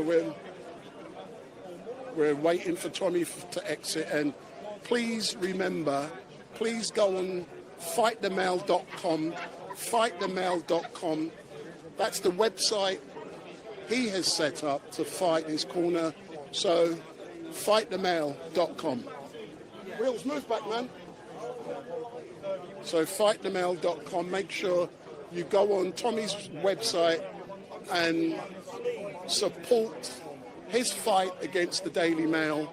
And what we also would like you to do, make sure if this is the first time you've seen Tommy Robinson's YouTube channel, make sure you smash that subscribe button and share the link. So share the link with family and friends around the world, and you ask them to subscribe. So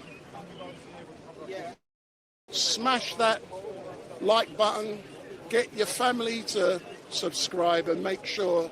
And also what I want you guys to do is to make sure on Sunday from 1 till 4 p.m.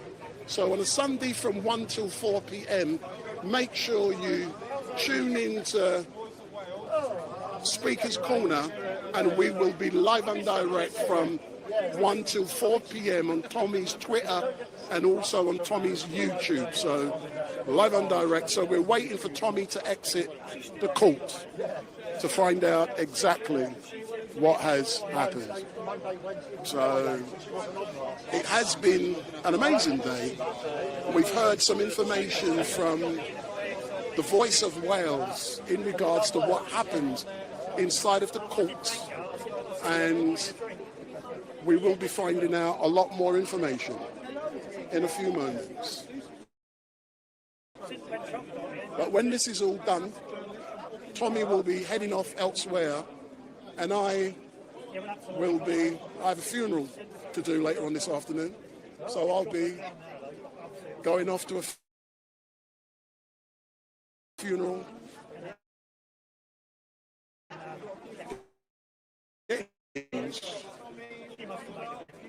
And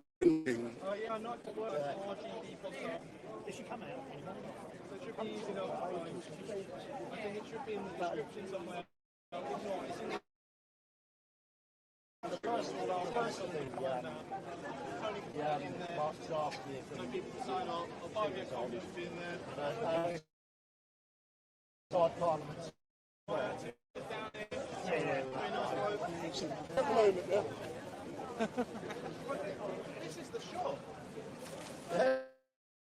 Maybe for you, not for me. I'm ruthless when I want my shot, mate. Look at this beautiful And he's not talking about filming. Big up.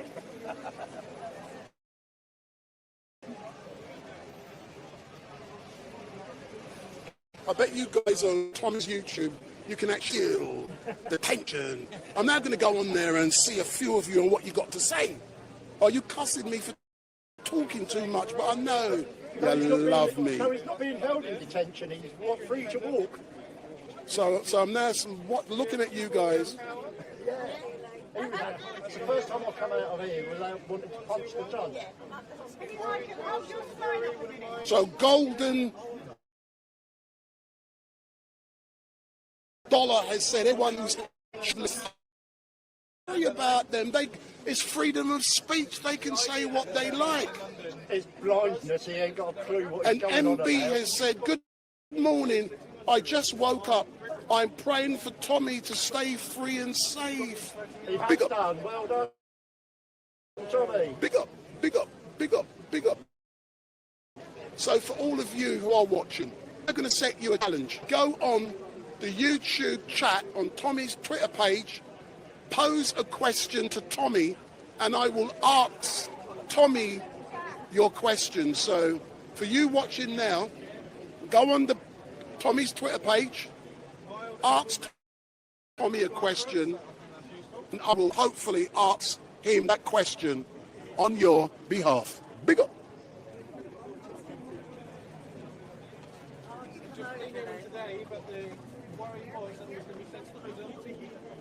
We've got to let all the rebels in. We've got to let all the rebels in. Yeah.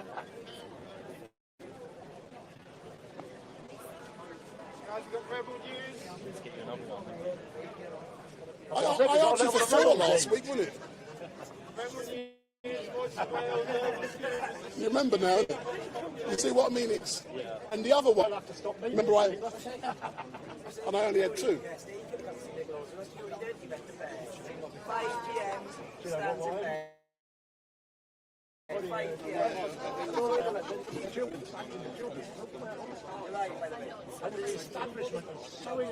So Dan,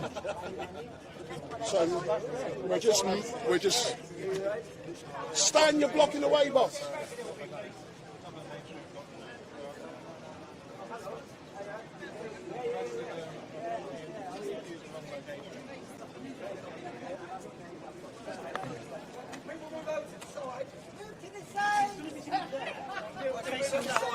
Right away. Tom's going to come in out. Hey, look. Hey, tell him. Glenn. Yeah. Glenn. I was saying.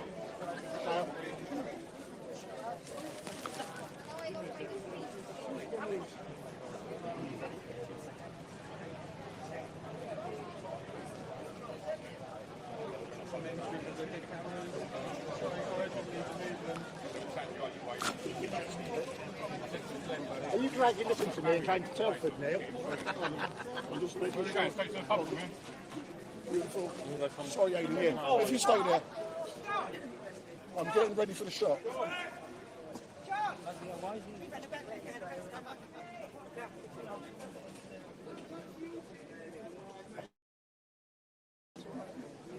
So the anticipation is that he's going to go to this door, and he's definitely going to go to this camera.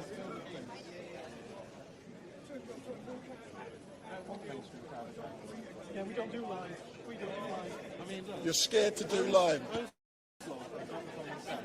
But we've just been told that the Voice of Wales isn't live. we don't do live. No, look at the call.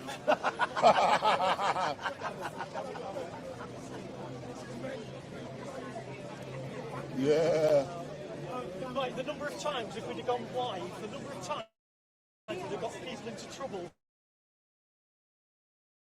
No. Especially during the camp.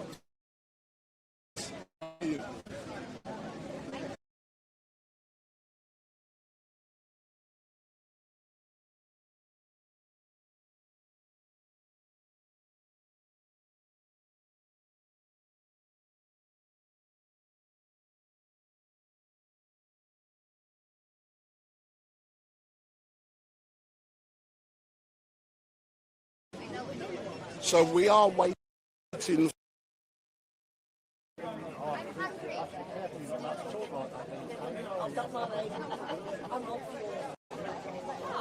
So those of you who are watching, It's real anticipation. You can feel it.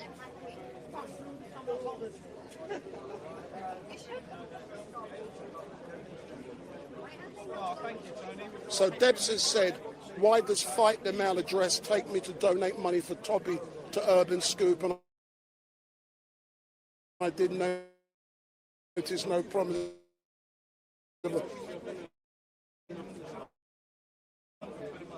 I will answer that question.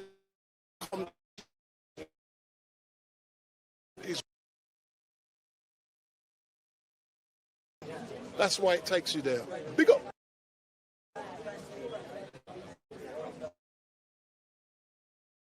So,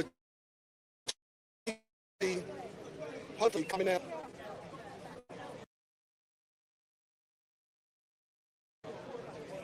It's coming. I just got the wink.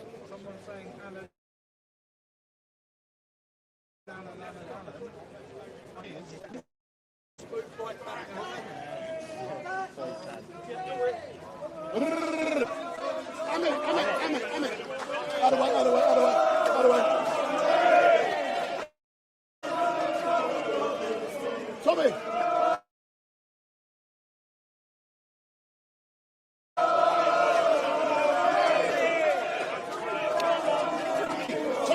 This. Bendel, how are you? There you go, go. So Tommy, look at that, eh?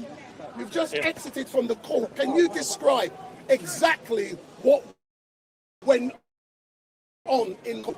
I know a lot about judge, but the judge today attempted to defend free speech. The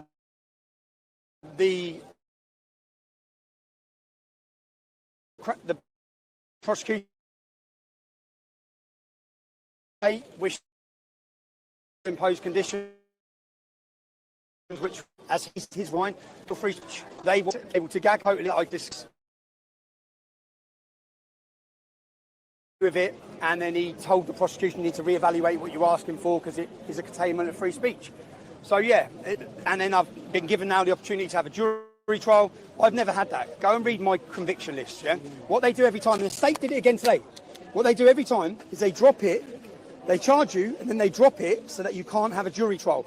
And the state said, we don't want it to go to a jury trial today. We're happy and content for it to be heard at the lesser charge. So you have different grades of this charge that they've charged me with. We're happy for it to be at the lesser level because then you don't get a jury. But then the judge gave me the option of what I want. I said I want to be tried by 12 members of the British public. I want them to hear the evidence. I want them to see the behaviour of what's happened to me, the way the mainstream media have behaved in this. Give me conditions. So he has given me conditions which I don't want to breach, which still do curtail my speech, but he didn't want them to totally. Not to mention the names of these individuals. My conditions are not to go into, I believe, details of what's happened. It's exactly, I thought I'd come out of here and won't be able to tell people or explain to people what's gone on. Yeah? So if I wasn't able to do that, which I'm now not, then the cameras in my face now from the establishment media will today run headlines across the country which will imply something that hasn't happened. So then they win anyway. So you're in a war where they'll attack you with their lies, they'll attack you with their smears, they'll attack you with your time fighting. They said, so now we go to Crown Court on the 3rd of July at Southwark. Which is insane. There'll probably be 30 murder trials plus me for asking journalists some questions. I think the reality is, when you turn that camera on the mainstream media, they don't like what they see. And that's all I've attempted to do is say, oh yeah, I'm going to ask you some questions now.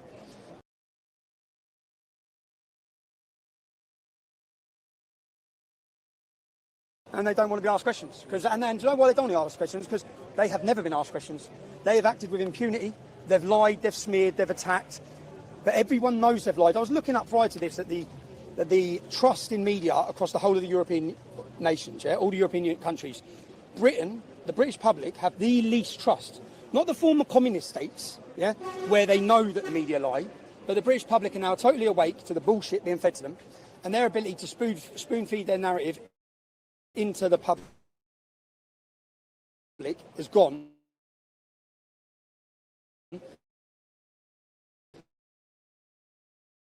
To look around you at just these cameras, yeah? The cameras to not curtail your speech, you need to speak freely about all these issues, and unfortunately they wish to put people like me on trial before. The people attacked me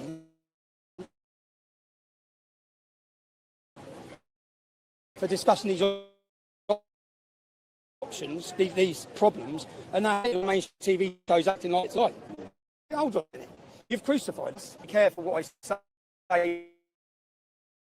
We will have the opportunity of a Crown Court trial where, thankfully, due to citizen journalism, it won't just be the Daily Mail or the BBC sitting in.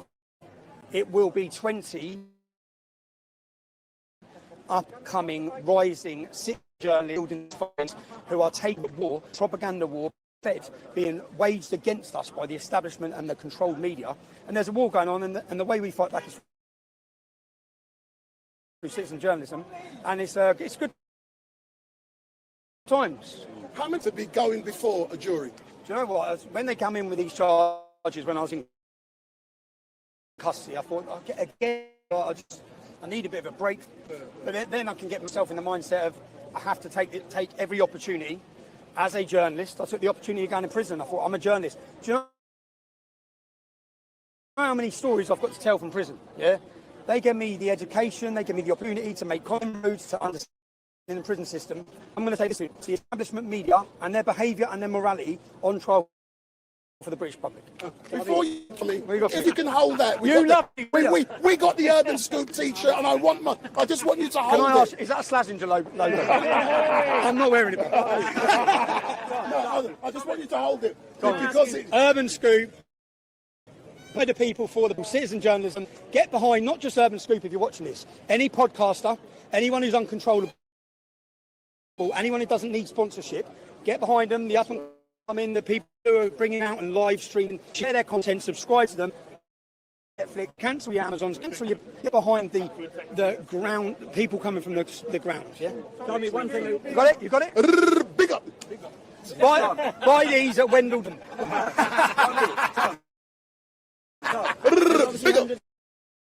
The people that's come out to support you. What's your message to them? My message to them, if people come from, I don't know, I've had people come up to me. It feels great. I'm sorry it's raining. I'm sorry you've travelled all this way for this quick moment. But so you know, I feel absolute love. That's all I felt the whole time. Every time I go anywhere, I feel love. Do you know how many people have stopped me in the street since I just got out of jail? Pulling over in cars, giving me hugs, everywhere I've gone. So again, it's not working. These attacks. I just think, when I come out of here again, I think, you've now put free speech on trial again, you idiots. You've just done it. I'm walking out. You're doing it again. Because what this is the ability to ask the question is, are we allowed as citizens to ask journalists questions? That's all. That's all. Are we allowed to or not? What's your opinion on the judge today and how it went? My opinion is he was fair. My opinion is he was fair. The judge was fair. He stood in to stop being totally free. This isn't right. You cannot use these conditions on him. This would prohibit him talking at all. Yeah. And he will go to jail if he talks. And that's what they were asking. Say that out loud. That's what they were asking for. Yeah. They were asking to try and take away my speech based on this case. They put it in a category 2, which is they're saying jail. So the consequences are for this are jail. This is about causing fear. The establishment media have harassed, persecuted and targeted, not just me. And I've said it time and time again. You want to target me, target me. I was going to say I'm a big man, but I'm not a big man. Right? You can do that, but when you start targeting innocent members of my family or friends and you publish images of them that was not needed. You don't need to publish images of innocent people in articles about me. If you want to lie to the public, and when you lie, I just now pull out, press one tweet, and I'll get more views than you. So. Tommy, one of your fans want you to sign his book. So Tommy's now going to sign a book for one of his fans. Freedom of speech in your country. What do I think? Yeah. There is freedom of speech. Thank you both of you. There is no freedom of speech. They'll see that. Free Lucy Connolly. Do you know how many British people are sitting rotting in jails for things they've said on Facebook? I think if you look at the arrest rate, our government moan about Russia, they moan about China, they moan about North Korea, they moan about these countries. The arrest rate of the people being prosecuted for words said on social media in this country far exceeds all of those countries put together. Okay? And the reason is because they're terrified. They're terrified of the public hearing what's going on, seeing what's going on, making up their own mind. They don't. Most of this has not been about censoring people like me, not just like me, like Katie Hopkins. All these different people who have been censored and have been censored, all of them for years. It's not about destroying us. It's about lying to you. They just want to lie to you. They just want to deceive you. They want to lie to you about the riots, the purpose of the riots. They want to lie to you about the vaccines. They want to lie to you about COVID. They lie to you about everything. The European Union, everything's a lie. And they don't want you to find out the truth. Unfortunately, people are finding out. And the more they see, the more they're unhappy. So what do you think is when Trump says he wants to connect the tariff contracts with the freedom of speech in the UK? Well, Britain's going to go bankrupt then, isn't it? It's going to go bankrupt. They don't care about free speech. Keir Starmer's government, if you look at our Attorney General, go back through his history, look at what he's done and where he's come from and the groups he's aligned with, they are Marxists, they despise free speech. They despise nationalism, they despise patriotism, and they despise Britain. They are globalists who are thinking of the world and the world plan that they see, and anyone who gets in the way of that is a fascist. Anyone who loves their country or flag is a fascist. That's Before you go, Tommy, an amazing event is being planned on the 13th of September. Tell us about that. 13th of September is going to be the biggest free speech event the world has seen, okay? And it's going to be happening in our capital in London. And that is perfect. It's brilliant. We're going to have leading representatives coming in from European countries. We made a vote to leave with Brexit. That wasn't a vote against European countries. Okay? We still have love for Europeans. We just despise the European Union and the dictatorship. So what we're going to do is, because free speech is under free speech, well, apart from America, they've wished to curtail even that through they've tried. So on the 13th, it's happening in capital city. It's going to be beautiful. Bring your families, bring your children, and it's going to be a celebration of free speech, and it's going to be us fighting back. And the only weapon do you know what? The weapon can and also show people who we are, not who they say we are. And so many people see who we are and see their lies. So if you've supported me, I just want to say thank you to anyone who, do you know, people wrote to me, they've all travelled here today, people who wrote to me in jail. I wish I could thank every single person because I've been shown travel from Liverpool. How are you, Billy, man? How are you, bud? You all right? Do you want me to hold that? So what's going on is I face prosecution for turning the camera on the mainstream media. The mainstream media have harassed my family, persecuted them, and they put pictures of innocent people who were then targeted with threats of murder, threats of violence. And because I said I'm now going to question people, I want to question them, I face prosecution. So we have a controlled media like this gentleman here. Give you our time earlier, didn't I? I bet it's that. How was today? Fair. I felt the judge said. I felt the judge was fair. The judge refused their attempt to totally limit my speech, and he said that I'm not accepting this condition. We didn't even have to argue. My defence team didn't have to argue against the conditions the state were trying to impose because the judge stepped in before and said I'm not agreeing to this is an entailing of speech. They wanted me totally so I couldn't speak at all. I wouldn't be able to do this interview if they had their way. But I still can't go into too many details, so I can't go into details about the case. But everyone will get to see the case. And it's going to... Yeah, can I ask you, when you go home... What? No, I can't tell you that. I'll be breaching bail. Careful. That's why you're here.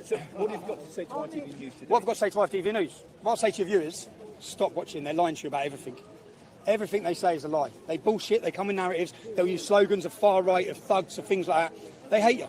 They hate you and they think you're stupid, which is why they continue to lie to you. So do you wish you weren't here today? I wish I was with my children. I wish I was relaxing. I've just come out of custody. I've spent 7 months sat in a room on my own. But this is the process is the punishment. They put you through this to take up your time, take up your finances, take up your money. That's like nearly we've spent. I'm going to go back to court again. And then I'm going to go to trial. And then it's going to be days and days and all my time and energy spent preparing a battle. But I wish I wasn't here. But at the same time, I'm going to take it as an opportunity. I've got 12 members of the British public. I'm going to show them who we are. I'm going to show them. And I'm going to show all I've done was turn a mirror on them, and they like it. And instead, the States police, let's not, we've got free speech here, we haven't. Can I ask you a quick question? Yeah. What do you say to people who call you a racist? I'd say it's boring. They call me a racist. I've never been convicted, never been. In fact, you've been lied to for 15 years. If anyone follows my history of everything, I just despise racism. The real racists, the actual real Nazis, they despise them. I get called a Zionist, I get called a multicultural lover, I get called everything from all sides. I'm a realist, and I like to tell the truth. I get called a white supremacist. What do you have to say, Tommy? Yeah.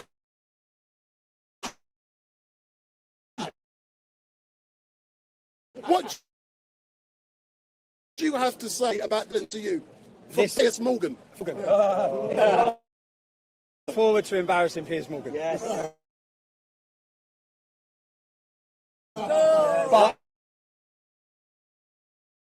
But first of all, speaking to people, the team are waiting there as soon as I come out. We're straight back to work.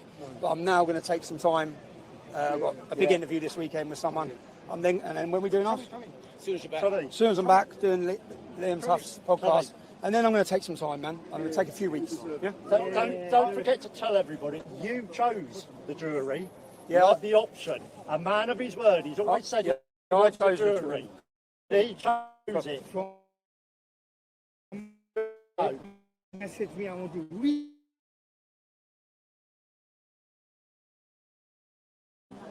End of June, I'm going to be. You are the most persecuted person like Donald Trump. Okay. Anything under the sun they are charging you with, and I hope God helps it. I turn the camera away. Yeah. Put a hand over it. Everybody, I'm going to correct him. It's not ITV, it's fake news. Hey. The truth will always win. Tommy, the truth will always win. The truth, the whole truth, and nothing but the word. Do not lose faith. I'm not, Don't man. We'll have our day in court. I'm going to meet you. Ready? Wendell, thank you. Which one? Whose are they? I don't know who the other me, that's me. So that's Tommy Robinson.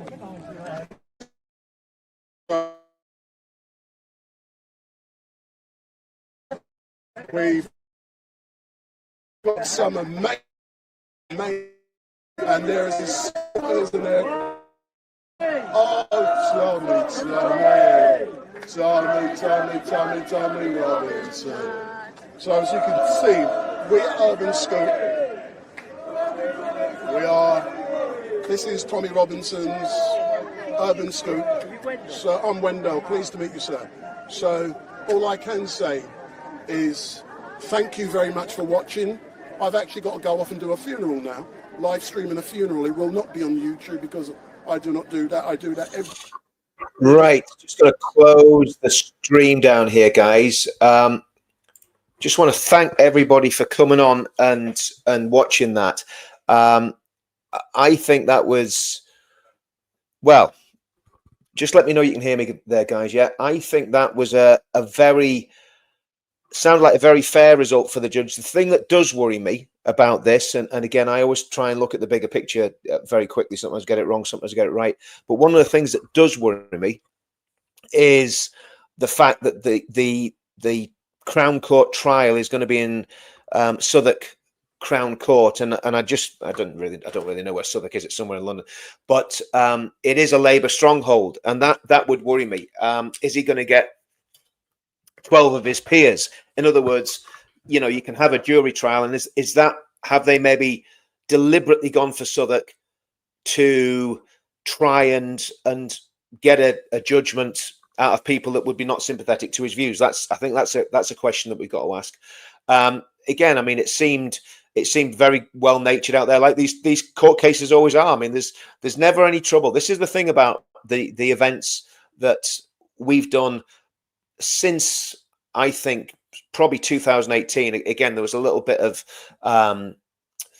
what should we say, boisterousness in October 2023 when the Hamas supporters threatened to march past the cenotaph on Armistice Day, and a large number of lads and lasses decided to go out and take a stand and stand up against that. And obviously their march was rerouted and didn't happen.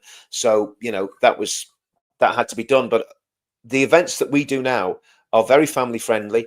They're very well organized, and you don't get any aggravation at them. You don't get any hassle. You don't get any trouble. They're well policed, and they're well policed from both sides, from our side as well as from the policing side. So 13th of September, you know, still definitely going to be on. It'll be interesting to see what court date they give him. Obviously, did they say the preliminary hearing was the 3rd of July? Was that right? I think it was the 3rd of July. So it'll be interesting what date the actual proper Crown Court trial is, because that's going to be a very interesting one. And I think we've got to be ready again, just to stand with Tommy. And I think that's what this is all about. I think the truth of the matter is, the light's been shone on the media and on free speech and on the government and on the establishment like never before. And we've pulled back the curtain. And what we've seen behind the curtain is very, very rotten and very, very bad. So I think and Tommy's the biggest person to do that. He's the biggest voice that's doing that in the UK. Nobody else is doing what he's doing. Going back to Panadrama in, what was that, 2018, 2019, straight after Panadrama, they locked him up. Basically he ruined the careers of people in the Panorama team. John Sweeney has never recovered from his encounter with Tommy Robinson, and quite rightly so, because it showed. I mean, this isn't. We're not lying about this. It showed that they conspired to try and get Lucy Brown to lie about Tommy. That's what they did. That's what they did, and that's what Panadrama exposed. The same with the films we made about grooming in Telford. If you haven't got a chance to see those films, get onto Rumble and watch the ROB films. Again, I'm going to be very careful what I say because of the channel and because of the censorious nature of it. But get on and see those films. Those films are world-class documentaries.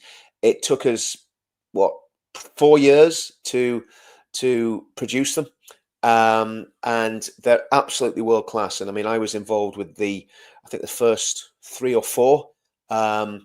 And you know, then there's been number 5, and of course number 6 is coming out, which is going to be one that's going to be worked on once the decks get cleared with all this craziness. But so there's a lot going on, and again, the 13th of September is going to be the biggest free speech event in the UK. I'm going to have a look at the comments here, guys, and then I'm going to close this down because we've been going for 2 hours and 13 minutes. So thumbs down, Lucy Brown. No, I mean, Lucy Brown is not a hero, but to be fair, give credit where credit's due. She actually did cooperate on that, because even she realised what they were doing was terribly, terribly wrong. Okay, we don't have freedom of speech. Well, I mean, it's not just Labour. We don't have freedom of speech because of the deep state, and we haven't had freedom of speech for a very long time. And the legislation that's been passed, you see, this is only part of the jigsaw. And again, I always talk about all this. We need a government that's going to repeal all these horrendous laws, these hate speech laws. They need to go. Every single one of them needs to go. There needs to be a Great Repeal Act. The only person that's talking about that at the minute is Ben Habib. So, okay, we need to hold something over here on the 13th of September. Yes, I would agree with that, Kelly. I think we should do that. What we could do, let me think about that. We could possibly stream the speeches to a location in Northern Ireland. How would that sound? That could be good, couldn't it? So if we got a good system set up somewhere, it could be either outdoors or indoors, depending on how many people we think we could get. We could actually stream everything live to Northern Ireland. So that, yeah, because again, not everybody can afford to travel to London. It's, you know, from Northern Ireland, because you've got flights, you've got accommodation. It's very, very expensive. So that's a good idea, actually, that, Kelly. I like that. We'll think about that. Big screen somewhere, yeah. Because then everybody gets to see it. So you could have people traveling from the whole island of Ireland, north and south, to come and watch a Tommy Robinson event with all the speeches. That could be well worth doing. So I'll talk to the team about that. Actually, I'll talk to Tommy and the rest of the team about the technicalities of that. Obviously, we'd have to fund it ourselves across here, but that's definitely something we could do, and we'll get a location that's well, we could do it in my hometown, John? So let's see. That's a good idea. Yeah, I mean, I think that's the thing, because it means that basically people people get to see it live, and you'd have the same sort of atmosphere. You know, if you got a couple of thousand, you're not going to get the tens of thousands you're going to get in London. But yeah, I like that idea a lot. That's a really, really good idea. If the foundations be destroyed, what can the righteous do? Absolutely 100% agree with that. Liam Tubbs, he actually is. He actually is. Liam Tubbs is well hard. You don't want to mess with Liam. And he's a really nice guy as well. So, okay, guys. Well, listen. I think we'll close it off there. And thanks everyone for watching.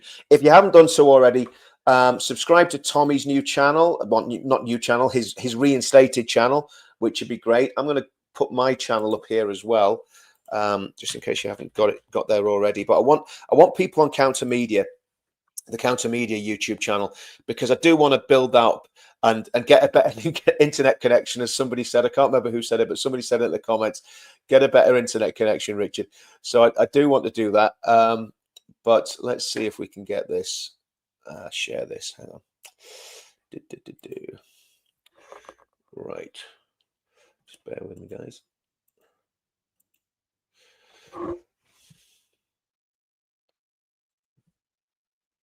Okay, so I'll just share screen with this just for a minute, guys. Just bear with me 2 seconds. Just let me share screen.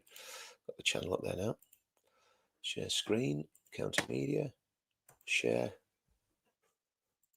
Right. So that is, if you can still hear me, if you could all go to that channel and sign up to Counter Media UK. I'll just type in Counter Media into YouTube, but at Counter Media UK, you'll find it on YouTube. Sign up to Tommy's as well. So Tommy's is at Tommy Robinson Online, and my new channel is at Counter Media UK. And I'm gonna use this. I've said it before, for faith, family, politics, culture.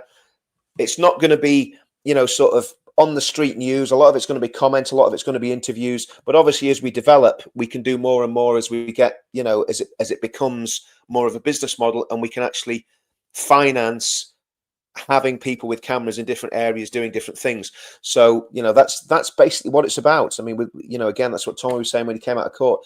The citizens journalists really need a leg up, and I've done it on the other end. I've done all the activism, I've done all the demos and all that sort of thing.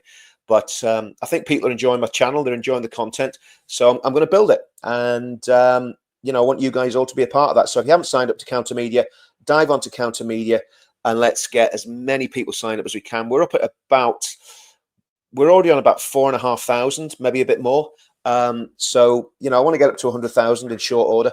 And then we've got a real chance of basically making a big impact from Northern Ireland. And of course, you don't have to be in Northern Ireland to sign up. You can be anywhere in the world. But thanks for that, Len. You're already there. Loch Lomond. Oh, do you know what? I love Loch Lomond. I love that part of Scotland. Absolutely beautiful.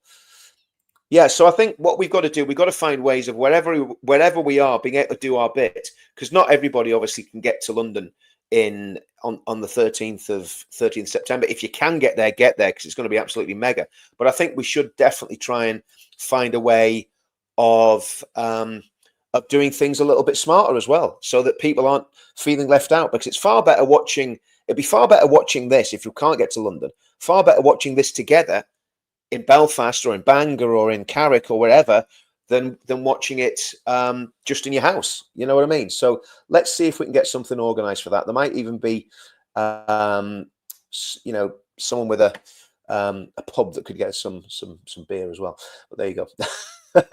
Okay, so yeah, that's great. Prayers from the USA, guys. I think I'm gonna close this down, because you know, a lot of you have been watching this since what, 8:45 this morning, and there's still 2,500 people watching this live stream, which is absolutely fantastic. But let me know in the comments if you think we should do something in Northern Ireland.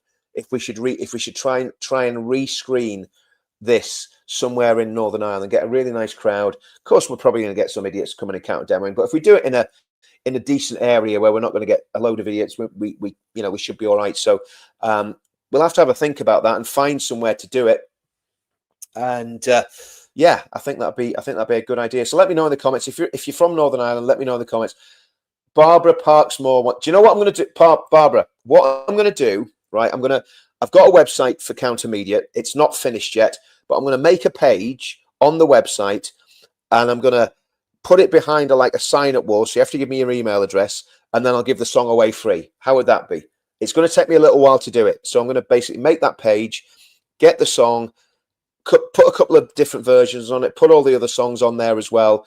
And then if people give me their email address, and all the bits and pieces, then they can download the song free of charge. That'd be good, wouldn't it? I've Googled Spotify. I know, Kelly. Sorry, Kelly. It's not on Spotify because I don't know how to do it. I should get it on Spotify because I know I can get some money, or I could just sell it through my own channel. So I'll work that one out. But what I'll do, I'll put it on there. I'll put it behind an email sort of sign up form, and then if you send me your email address, I'll let people download it for free. That's fair enough, isn't it? Okay, guys, right. I am going to shoot off, and thanks everyone for watching. Really good figures, by the way. 2,300 people watching this. Absolutely fantastic. See how that's broken down. Wow, 1,900 watching that on X. That's incredible. That is really, really good for X. So, guys, yep, let's do it all again soon. Great to see. I mean, I was worried, you know. I was actually worried that that Tommy might have got remanded today. So that's actually a really good result. That he's Crown Court. He hasn't got mega restrictions on him. Obviously, we've all got to be careful what we say. I think everybody's got a rough idea what the case is about. I'm not going to say anything that's going to risk getting Tommy banged up again. So I'm going to be very careful what I say. But it seems like they've allowed him to talk about it in loose terms so that people have the gist of what's going on. And you know, let's just hope it gets thrown out before it even gets there. Let's hope we get some good lawyers on this, and we get it sorted out. Wendell did a brilliant job today, as he always does. Yeah, let's just keep doing what we're doing. And again, thanks everyone that's supporting this channel. You know what I'm about. You know, I'm very straight about what I believe. I believe Christianity's got a massive part to play in saving our country. I'm not ramming it down people's throats. I just think culturally and politically and historically, Christianity is massively influential in this country. I'm not trying to convert anybody. I find it difficult enough living that life myself. I'm not trying to convert anyone. But what I am saying is Christianity is what made Britain great, as Queen Victoria said. I also believe that we need a political solution. So we need a political party. And there isn't one yet. Been brutally honest with you. There is not a political party that has all the answers. Reform doesn't have it. UKIP don't have it. TUV don't have it. There's no one political party. There needs to be a coming together of all the great minds, and they need to sort something out, because I just honestly don't think that Reform have got what it takes. Despite, I mean, I had Joseph on the channel the other night. If you didn't see that, go and have a look at it, because Joseph's a very smart guy. He's one of the biggest brains in Reform. Very smart guy. But I don't agree with Joseph that Reform is ready to go. I think we need something bigger and better. And why settle for second best when we can have something that's far better? And I'm going to see what Ben Habib and Rupert Lowe do. See what UKIP are going to do, and we'll see if and the SDP. I mean, they're the ones that I think are really important players. I think Colston from the SDP, Ben Walker, obviously the chairman of UKIP. He's been doing it a very long time. Ben Habib, Rupert Lowe, Liz Truss, obviously Reform, hopefully without Nigel. Well, I mean, if Nigel had come into line, it would be fine, but he's not going to. He's going to be off on an ego trip. So the political thing's a massive thing that we're going to have to discuss in great detail, because there needs to be a replacement for the Uni Party. And the other thing I'm thinking is the pledge. And again, I'm going to put the pledge back on the screen. I know I always go on about the pledge, but the pledge is a very, very serious thing. And it gives an ideology for every single problem that we face. It gives a solution for every single problem that we face. And once we get that critical mass, let's say we're around 50,000 genuine people signed up. Once I've taken all the duplication out, it's probably going to be about 5,000 or 6,000 more than that now, because I've been, haven't checked the database in a while. But the pledge is going to be a way to hold these people to account, and the more people we get signing up to the pledge, the better it's going to be, and the more power the people are going to have. Because if we can go to politicians and say we have 10,000 people in your area that signed the pledge, that gives us a very strong hand to bring those politicians from whatever party into line. And on an individual basis, be very interested to see what the parties do, because I could see a lot of parties, especially the Labour Party, Conservative Party, Lib Dems, they're going to boycott the pledge. It's going to be interesting to see what the parties on the right do. Ben's already signed it. Obviously, I'm on the NEC of UKIP, so they know all about it as well. So I think we've got to really push the pledge, and then again we've got to get back to building ourselves up as families, as communities, around the church, around the family unit. That's what we've got to do, and most of us are not there on that. If we're brutally honest, we've got all sorts of problems in our families, in our communities, in our churches. So there needs to be, I think the only solution is a Christian revival where people genuinely get converted and become genuine Christians. And I think that's the only solution. And I include myself in that. We're all works in progress, and we all need to be right. We all need to be right and righteous. And I think if we get to that stage, then we're going to be in a position where we can actually make a difference in the country. So there's all these things in the mix, and that's what Counter Media is going to be about. It's going to be about being positive, pushing this positive message, the positive agenda, united, obviously promoting the United Kingdom, backing and supporting Tommy as always, and trying to get people thinking outside the box at how we can actually change things and how we can actually make things better. Because it's about unity, it's about bringing people together, but it's about bringing people together in a common cause. But I believe, again, yes, that's absolutely bang on. I think if we can get praying, and I ask people to pray and fast for Tommy today, and you might think I'm crazy saying that. And again, if you're not a Christian, do you know what? I get it.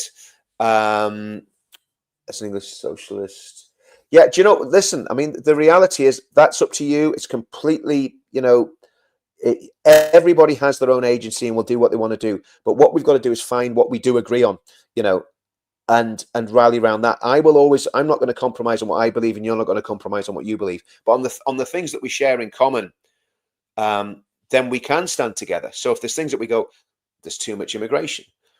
We don't want the Islamization of the United Kingdom.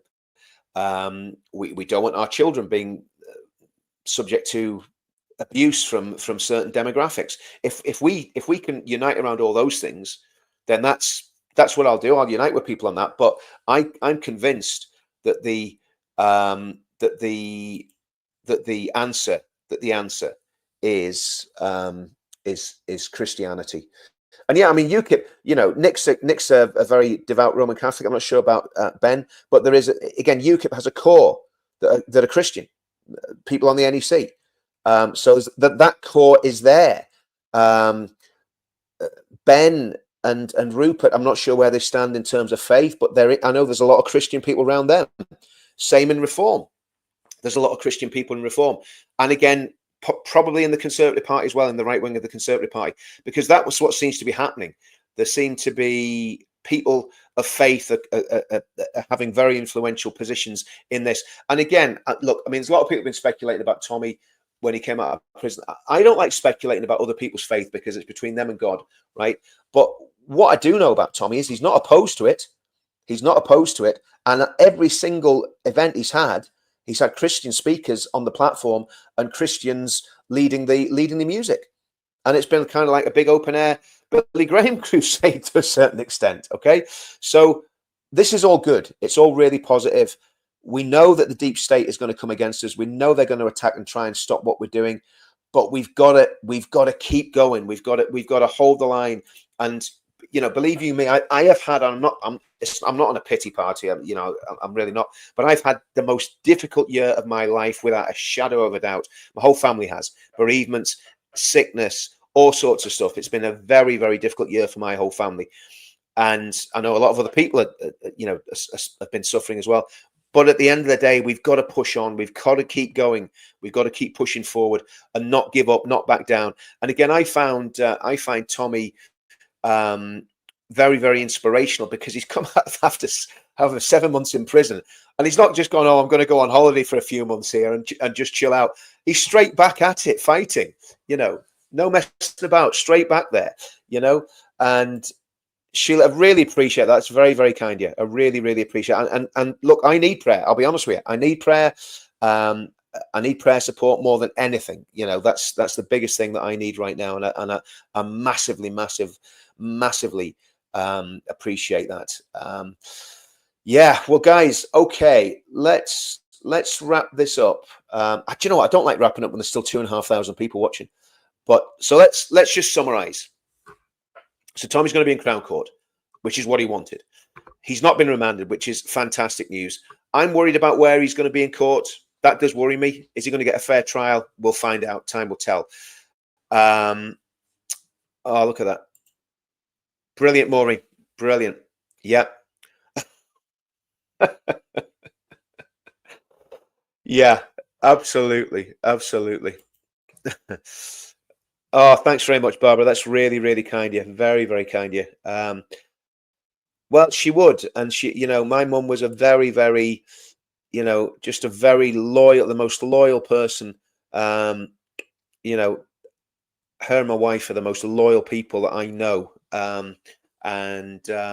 Yeah, absolutely, absolutely fantastic. I do appreciate that. So what have we got coming up? We've got, obviously, the court appearance on the 3rd of July. They'll be wanting people to be there. We've got the 13th of September. And again, the idea of having it streamed to a location over here, I think is a great idea. Because again, not everybody's going to be able to, get across to London. So it means the people that can't go to London, obviously, if you can go to London, make sure you go. But if you can't get to London, let's see about getting an event put on over here where it's actually restreamed. Again, we'd have to fund everything ourselves. We'd have to work out a way of doing that. But I think that could be a really, really interesting thing to do, and it would certainly raise the profile of what we're all about in Northern Ireland. And again, I'm sure we'd have people traveling from the Republic of Ireland as well. Again, that's just an idea. It's just an idea going out there in the ether, and it might not happen, but let's try and see if we can make it happen and get some people involved that would help us make it happen. Okay. My condolences.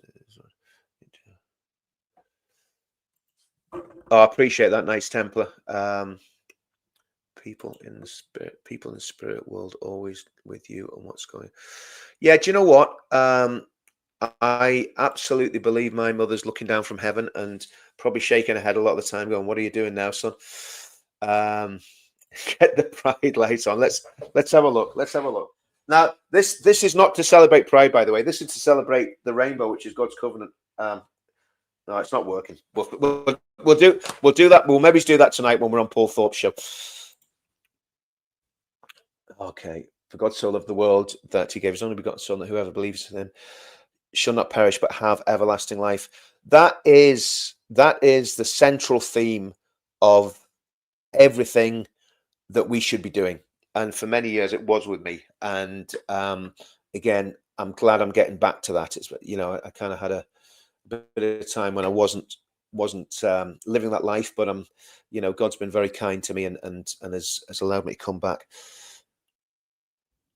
When a nation walks with God, he walks with. I believe that's absolutely true. I believe that that's absolutely true, and that's what this is all about. When people are walking with God, it has a massive positive effect. This is incredible. On X, there is over 2,000 people watching on X at the moment. There's 48 on Counter Media, and there's 274 on the Richard Inman channel. So X is absolutely smashing it in terms of this live stream. Paul Thorpe's getting back. Yeah, well, I said that to Paul the other day. I said, it's like the line from the Godfather Part 3, where Al Pacino is in his kitchen with his cardigan on. He's in his 60s, and he just says, every time I get out, they drag me straight back in. And I think we all, if you've been involved in this movement, you know exactly what that feels like. Nick Tinconi, UKIP, I'm not sure what that means. Christ-centered life is not easy. We can fall, but we help each other. This is it. I mean, this is what I think is really interesting about this channel. I talk a lot about my, and I'm not preaching at people. I'm really not. I'm just telling people how I feel about my faith, and how God has helped me when I failed and when I've had real problems, and how God has literally picked me up, and I felt him picking me up. It's like that old, you know, the old Footsteps poem, and I'm not going to recite the whole thing, but the gist of it is that there's a guy walking down a beach, and he looks when he was doing well, there was 2 steps of footprints, and then when things were going really badly, there was only 1 step of footprints. And he says to the Lord, Lord, why weren't you helping me when things were going really, really badly? And the Lord just says to him, that's when I picked you up and carried you. So that's when you're really up against it, God does step in. God definitely does step in. Believe you me, even if it's you that's failed, even if you're the one that's let him down, like the prodigal son, God steps in and God helps. And that's all I'm saying. I'm not trying to convert anybody. Everybody makes their own decisions, and everybody decides what they're going to do. Yeah, Raymond, do have another go at reading the Bible. I tell you what about reading the Bible, right? And without getting too sort of hyper spiritual, but you've an enemy of your soul. There really are spiritual forces there that don't want you to succeed in the Christian life, and they want to stop you reading the Bible. And the only way that we can grow in the Christian faith, it's very simple. It's really simple, but it's simple to explain it, but it's very difficult to do, is reading the Bible, praying the Bible, meditating on the Bible, praying without the Bible, but obviously the best prayers are biblical prayers, going to church, to a good church where the gospel's preached, taking communion, being baptized, those means of grace. So it's fellowship, it's prayer, it's baptism. And by the way, that's not how you get saved. You get saved and then you walk in all these things, right? So you don't get baptized and believe. You believe and then you get baptized once you've been believed. Okay, so once you've believed. So you're not saved by baptism. But these are the means of grace. These are the things that bring you on in your Christian life. And the other thing is, Raymond, see, when you're wanting to read the Bible, pray that God will fill you with his Holy Spirit, right? So that you've actually got the power of God helping you to read the Bible, helping you to understand it. I've got more out of the Bible in the last 6 months when I've been going through my trials.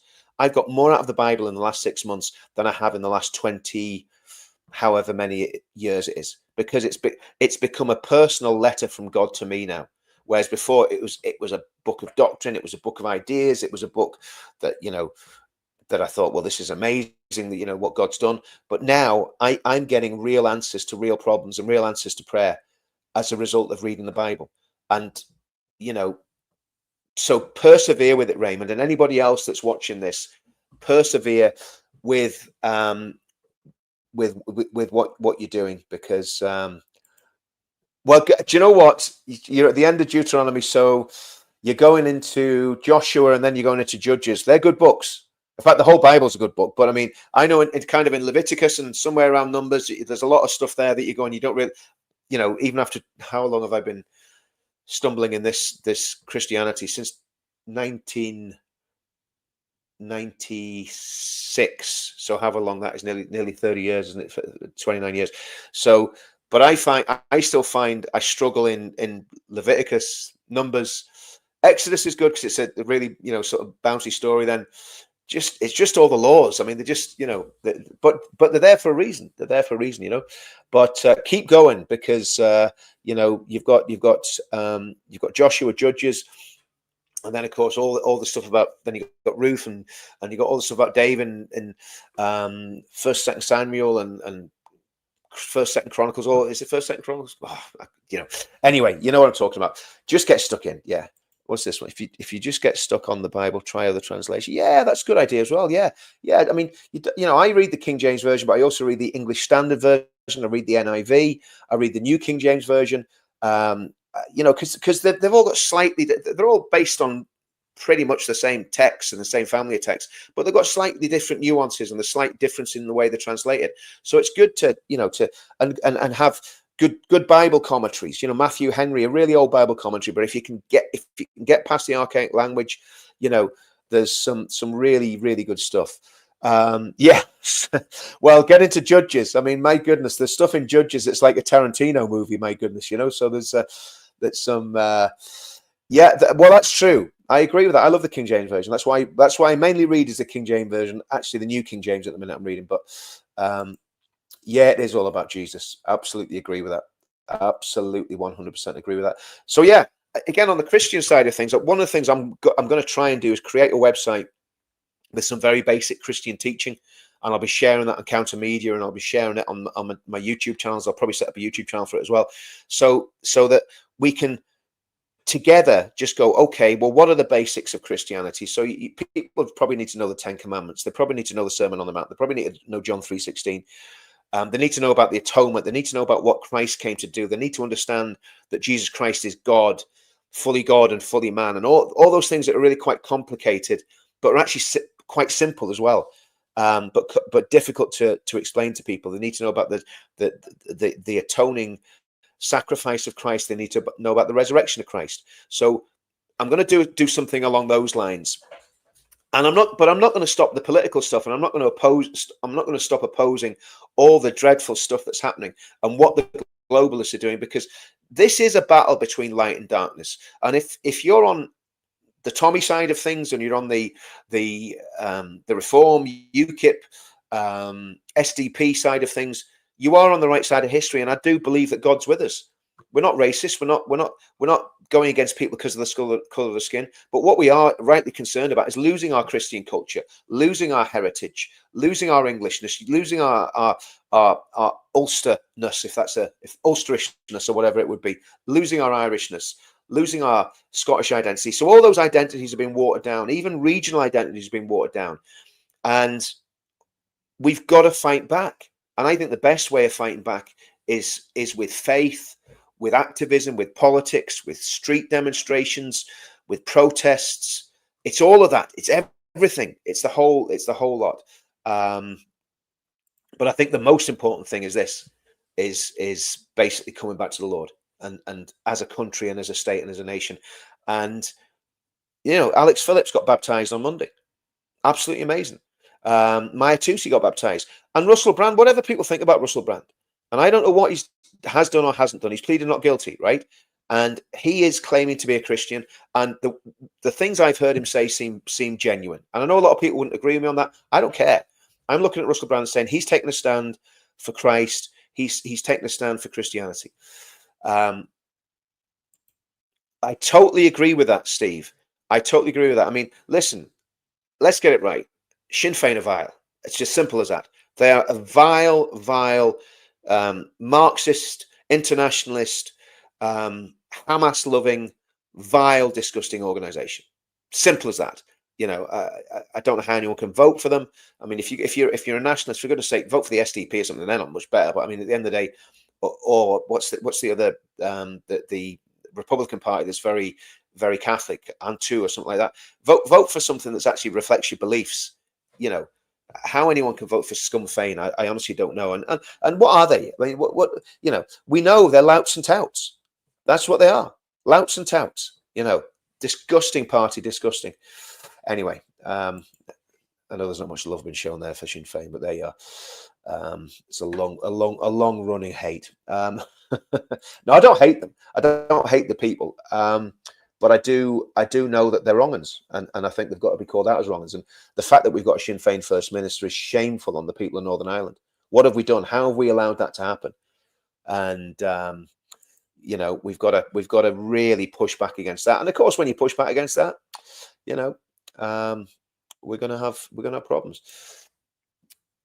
There you go. There you go, Sam. The convent in Middlesbrough. You might not know, but I was brought up in Middlesbrough in the 80s. So. Do you know what? There wasn't too much Christianity in Middlesbrough. I went to the Church of England church, and it wasn't exactly filled with vibrancy and passion, that's for sure. But maybe I just wasn't paying attention. Okay. Do you know what? Unfortunately, Sinn Féin aren't nationalists just like us. They're National Socialists, and that's the truth. Okay. Taking a verbal stand is not being the same as being born again. I agree with that. I agree. People need. You're absolutely right. People need to be born again. But the point is, I think the point is that what we've got to do, Robert, is bring people along a road. And yes, God can save anyone when He wants to. He's sovereign. He can, he can go into the mosque and save everybody in a mosque. He can go into a Hindu temple and do exactly the same.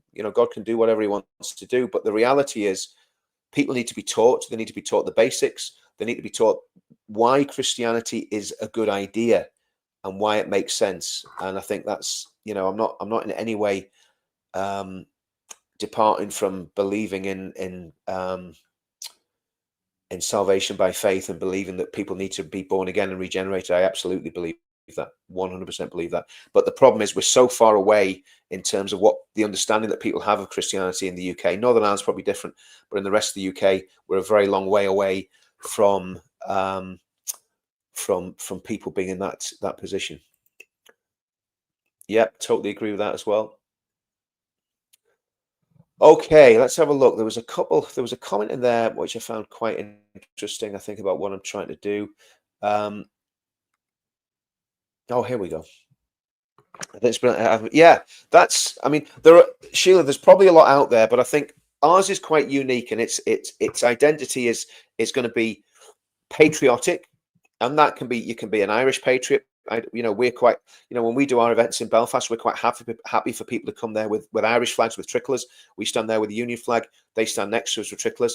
And again, believe you me, the Republicans and some people on the loyalist side don't like seeing that. Well, tough. Because we're about bringing people together and about uniting people in one common cause, which is under Christ and saving the country and bringing the country back to a Christian ethos. So yes, we'll keep working on this. And again, this is my passion. This is what I believe I was called to do, despite all my flaws and failings. And I'm gonna. Oh, this looks good. I'm going to keep at this. Richard, can we agree to fast in agreement one day each week for an outpouring? Yes, yes, yes, absolutely. Absolutely. I mean, the Methodists used to do Wednesday and Friday. Why don't we say, without putting, what I don't want to do is start getting legalistic and making people do things that are going to put heavy burdens on them. But why don't we say, if people want to fast on Monday, they can. If they want to fast on Wednesday, they can. If they want to fast on Friday, they can.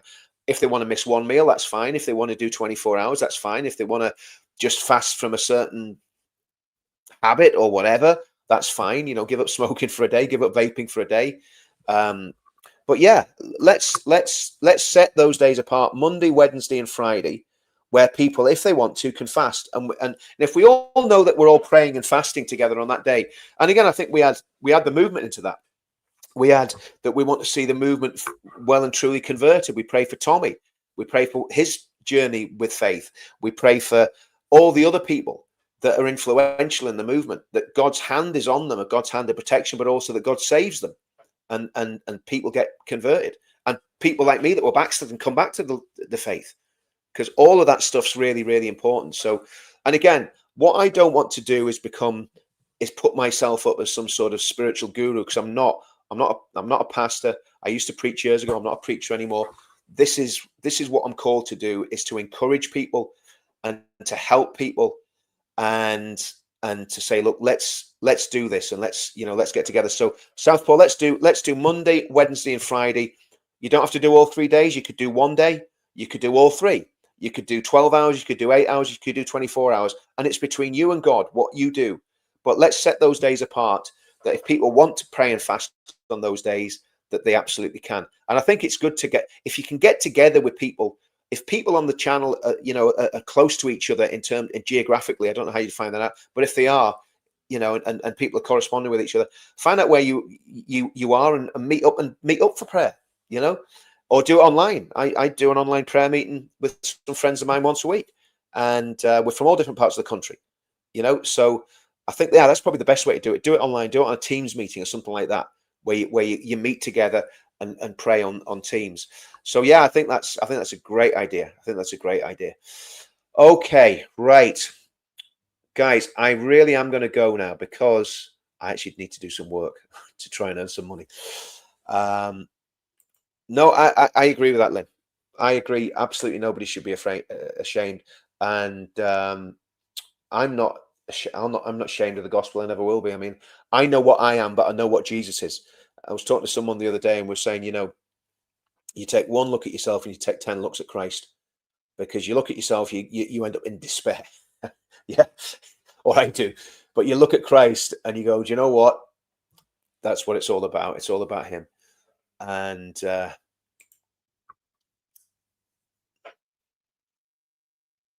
brilliant, brilliant, brilliant, brilliant, Terry. That is absolutely superb, man. Keep going. Don't give up. Don't give up. And just pray, Lord, that you heal, you know, that Terry's fully healed and stays healed. And yeah, bless you, brother. I'm afraid to say we're too late. The movement fell apart when Tommy got banged up thrown. Oh, come on, that's nonsense. I'm not going to listen to that nonsense. That's not true. Do you know, comments like that? Do you know what? Like, you've had some really positive stuff, and Lee, I'm not having a go at you, mate. But it's not true.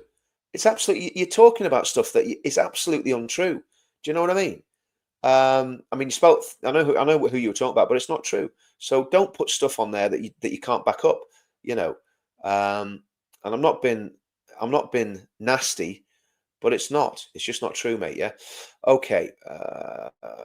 Love it how Tommy is always saying we the people. Yeah. Okay, guys. Look, I am gonna wrap this up. Oh, sorry, I'm just gonna have a look at this. Richard, yesterday I had no breakfast and only had something like 4 p.m. Prayed for. Brilliant. That's what it's about. That's what it's about. Let's keep doing that. Let's keep praying. Let's make a commitment. And what I don't want to do is put a burden on anyone, because if you get burdened with something, right, it becomes a bind. You've got to want to do it. So if you're going to pray, you've got to have a passion for praying. If you want to fast, you've got to have a passion for fasting. And you fast not to be holy, but you fast because what you're doing is it helps you focus your mind. Fasting, believe it or not, and this is a medical fact as well, actually helps your mind focus. So if you miss breakfast, by the time you get to lunchtime and you're just drinking water and coffee, you're going to be a bit jittery for sure. But you're just drinking water, or you don't have to drink coffee, you drink water, you get through to lunchtime, and you're basically in a position where your brain is very, very focused. So it just means you can focus more, and there's no distractions, because you're not thinking, oh, I've got to make some food. So the time that you're going to make food or eat, you pray. So that's why it's prayer and fasting. Totally agree, Lynn. This channel is going to be a negativity. If it's going to be negative. Yeah. Sorry, where are we going? I just want to I do want to respond to this, Lee, right? Because I'm not digging you out, mate. But what I'm saying is, it is, Richard. Can you back up? I can 100% say it's not true, because if you're talking about, you know, money that was raised at those events, Paul Thorpe never has anything to do with any of that money. So it's a complete lie. It's just a total and complete lie. And if you're talking about him moving away, Paul Thorpe's moved away to keep his family safe, because he was living. I mean, he's not a young man. He was living in an area that's a very, very lefty area, and he was getting hassle. And then he started getting hassle from the police. And then he started getting stopped by immigration. So, you know, and it just pushed him over the edge, and he went and moved to Spain. So what? He can do exactly what he did from Spain as he did back here. Exactly. If he ever needs to get across, to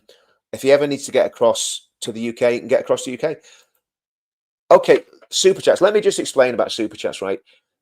When he's doing a live stream and he's getting super chats, that's him doing his channel was basically his business. He was working at that probably, I would say, 12 hours a day. And that's probably a conservative estimate. I know how much work Paul put in.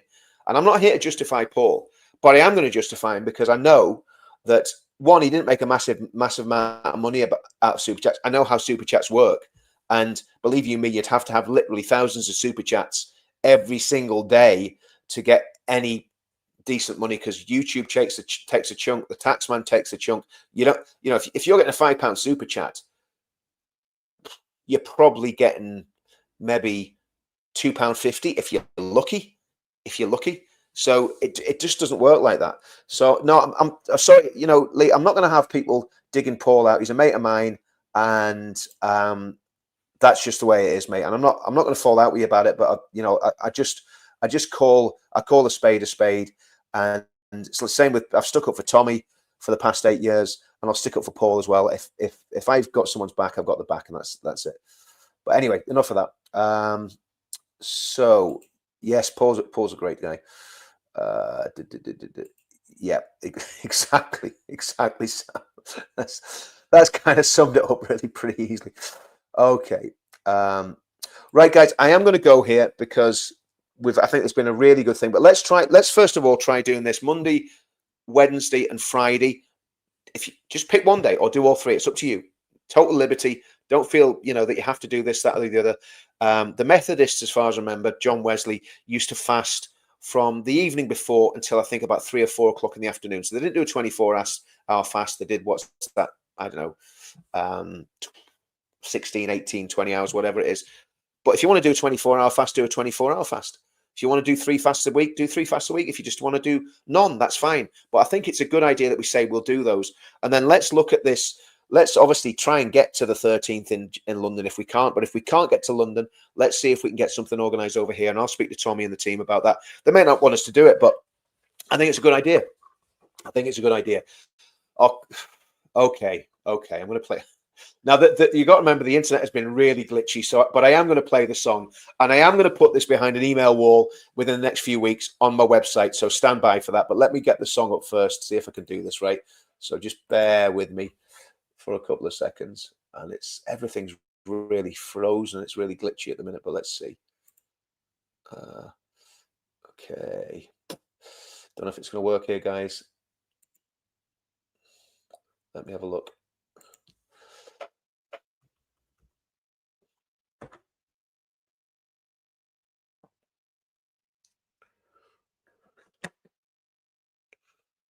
Okay. Let's see if we can do it.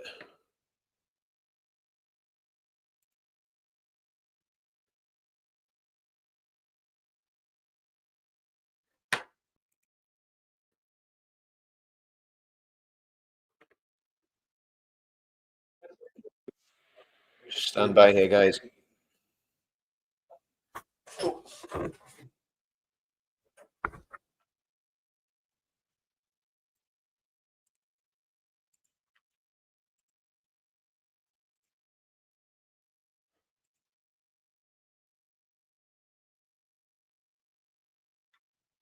Right. For expectant mothers like guys, let me know in the comments if this plays okay. This What I'm going to do, unforgiving life was all here we go. they'd We ever can be known. there any second. Let's just And tragically, they faced being their falls into the. Let me know if you can hear this, because I can't. Where are the men of England, those heroes brave and bold?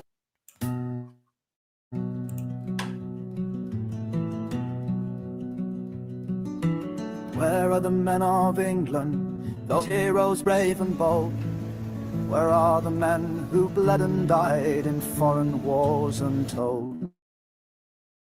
The men who conquered all and stood for faith and love. Where are the men of England, the heroes brave and bold? The men who stood for faith and truth, whose honor wasn't sold. Where were the men of England when abusers so depraved took the daughters of our nation who forever they enslaved? What of the men of England that looked the other way? They took the country shilling, they never made their play. Where are the men of England, the heroes brave and bold? The men who stood for faith and truth, whose honor wasn't sold. The vile police and vice squad, they all seemed quite amused, as at the hands of groomers our daughters were abused. The politicians blamed the lads who stood up one and all. Most of all, they blamed one who always took the fall. Where are the men of England, the heroes brave and bold? The men who stood for faith and truth, whose honour wasn't sold. Where are you, men of England? For now we all must stand. The future of our children is still within your hand. The few not yet written for this green and pleasant land. Where are you, men of England? The heroes brave and bold. The men who stood for faith and truth, whose honour wasn't sold. Where are the men of England? The heroes brave and bold. The men who stood for faith and truth, whose honour wasn't sold. Where are you, men of England? For now we all must stand. The future of our children is still within your hand. Where are you, men of England? For now we all must stand. The future of our children is still within your hand. The future not yet written for this green and pleasant land. Where are you, men of England? The heroes brave and bold. The men who stood for faith and truth, whose honour wasn't sold. Where are you, men of England? For now we all must stand. The future of our children is still within. This morning, my friends, I asked a question. I asked a question this morning. I said, where are the men of England? You're here! You're here! You're here! Yeah. What I'm going to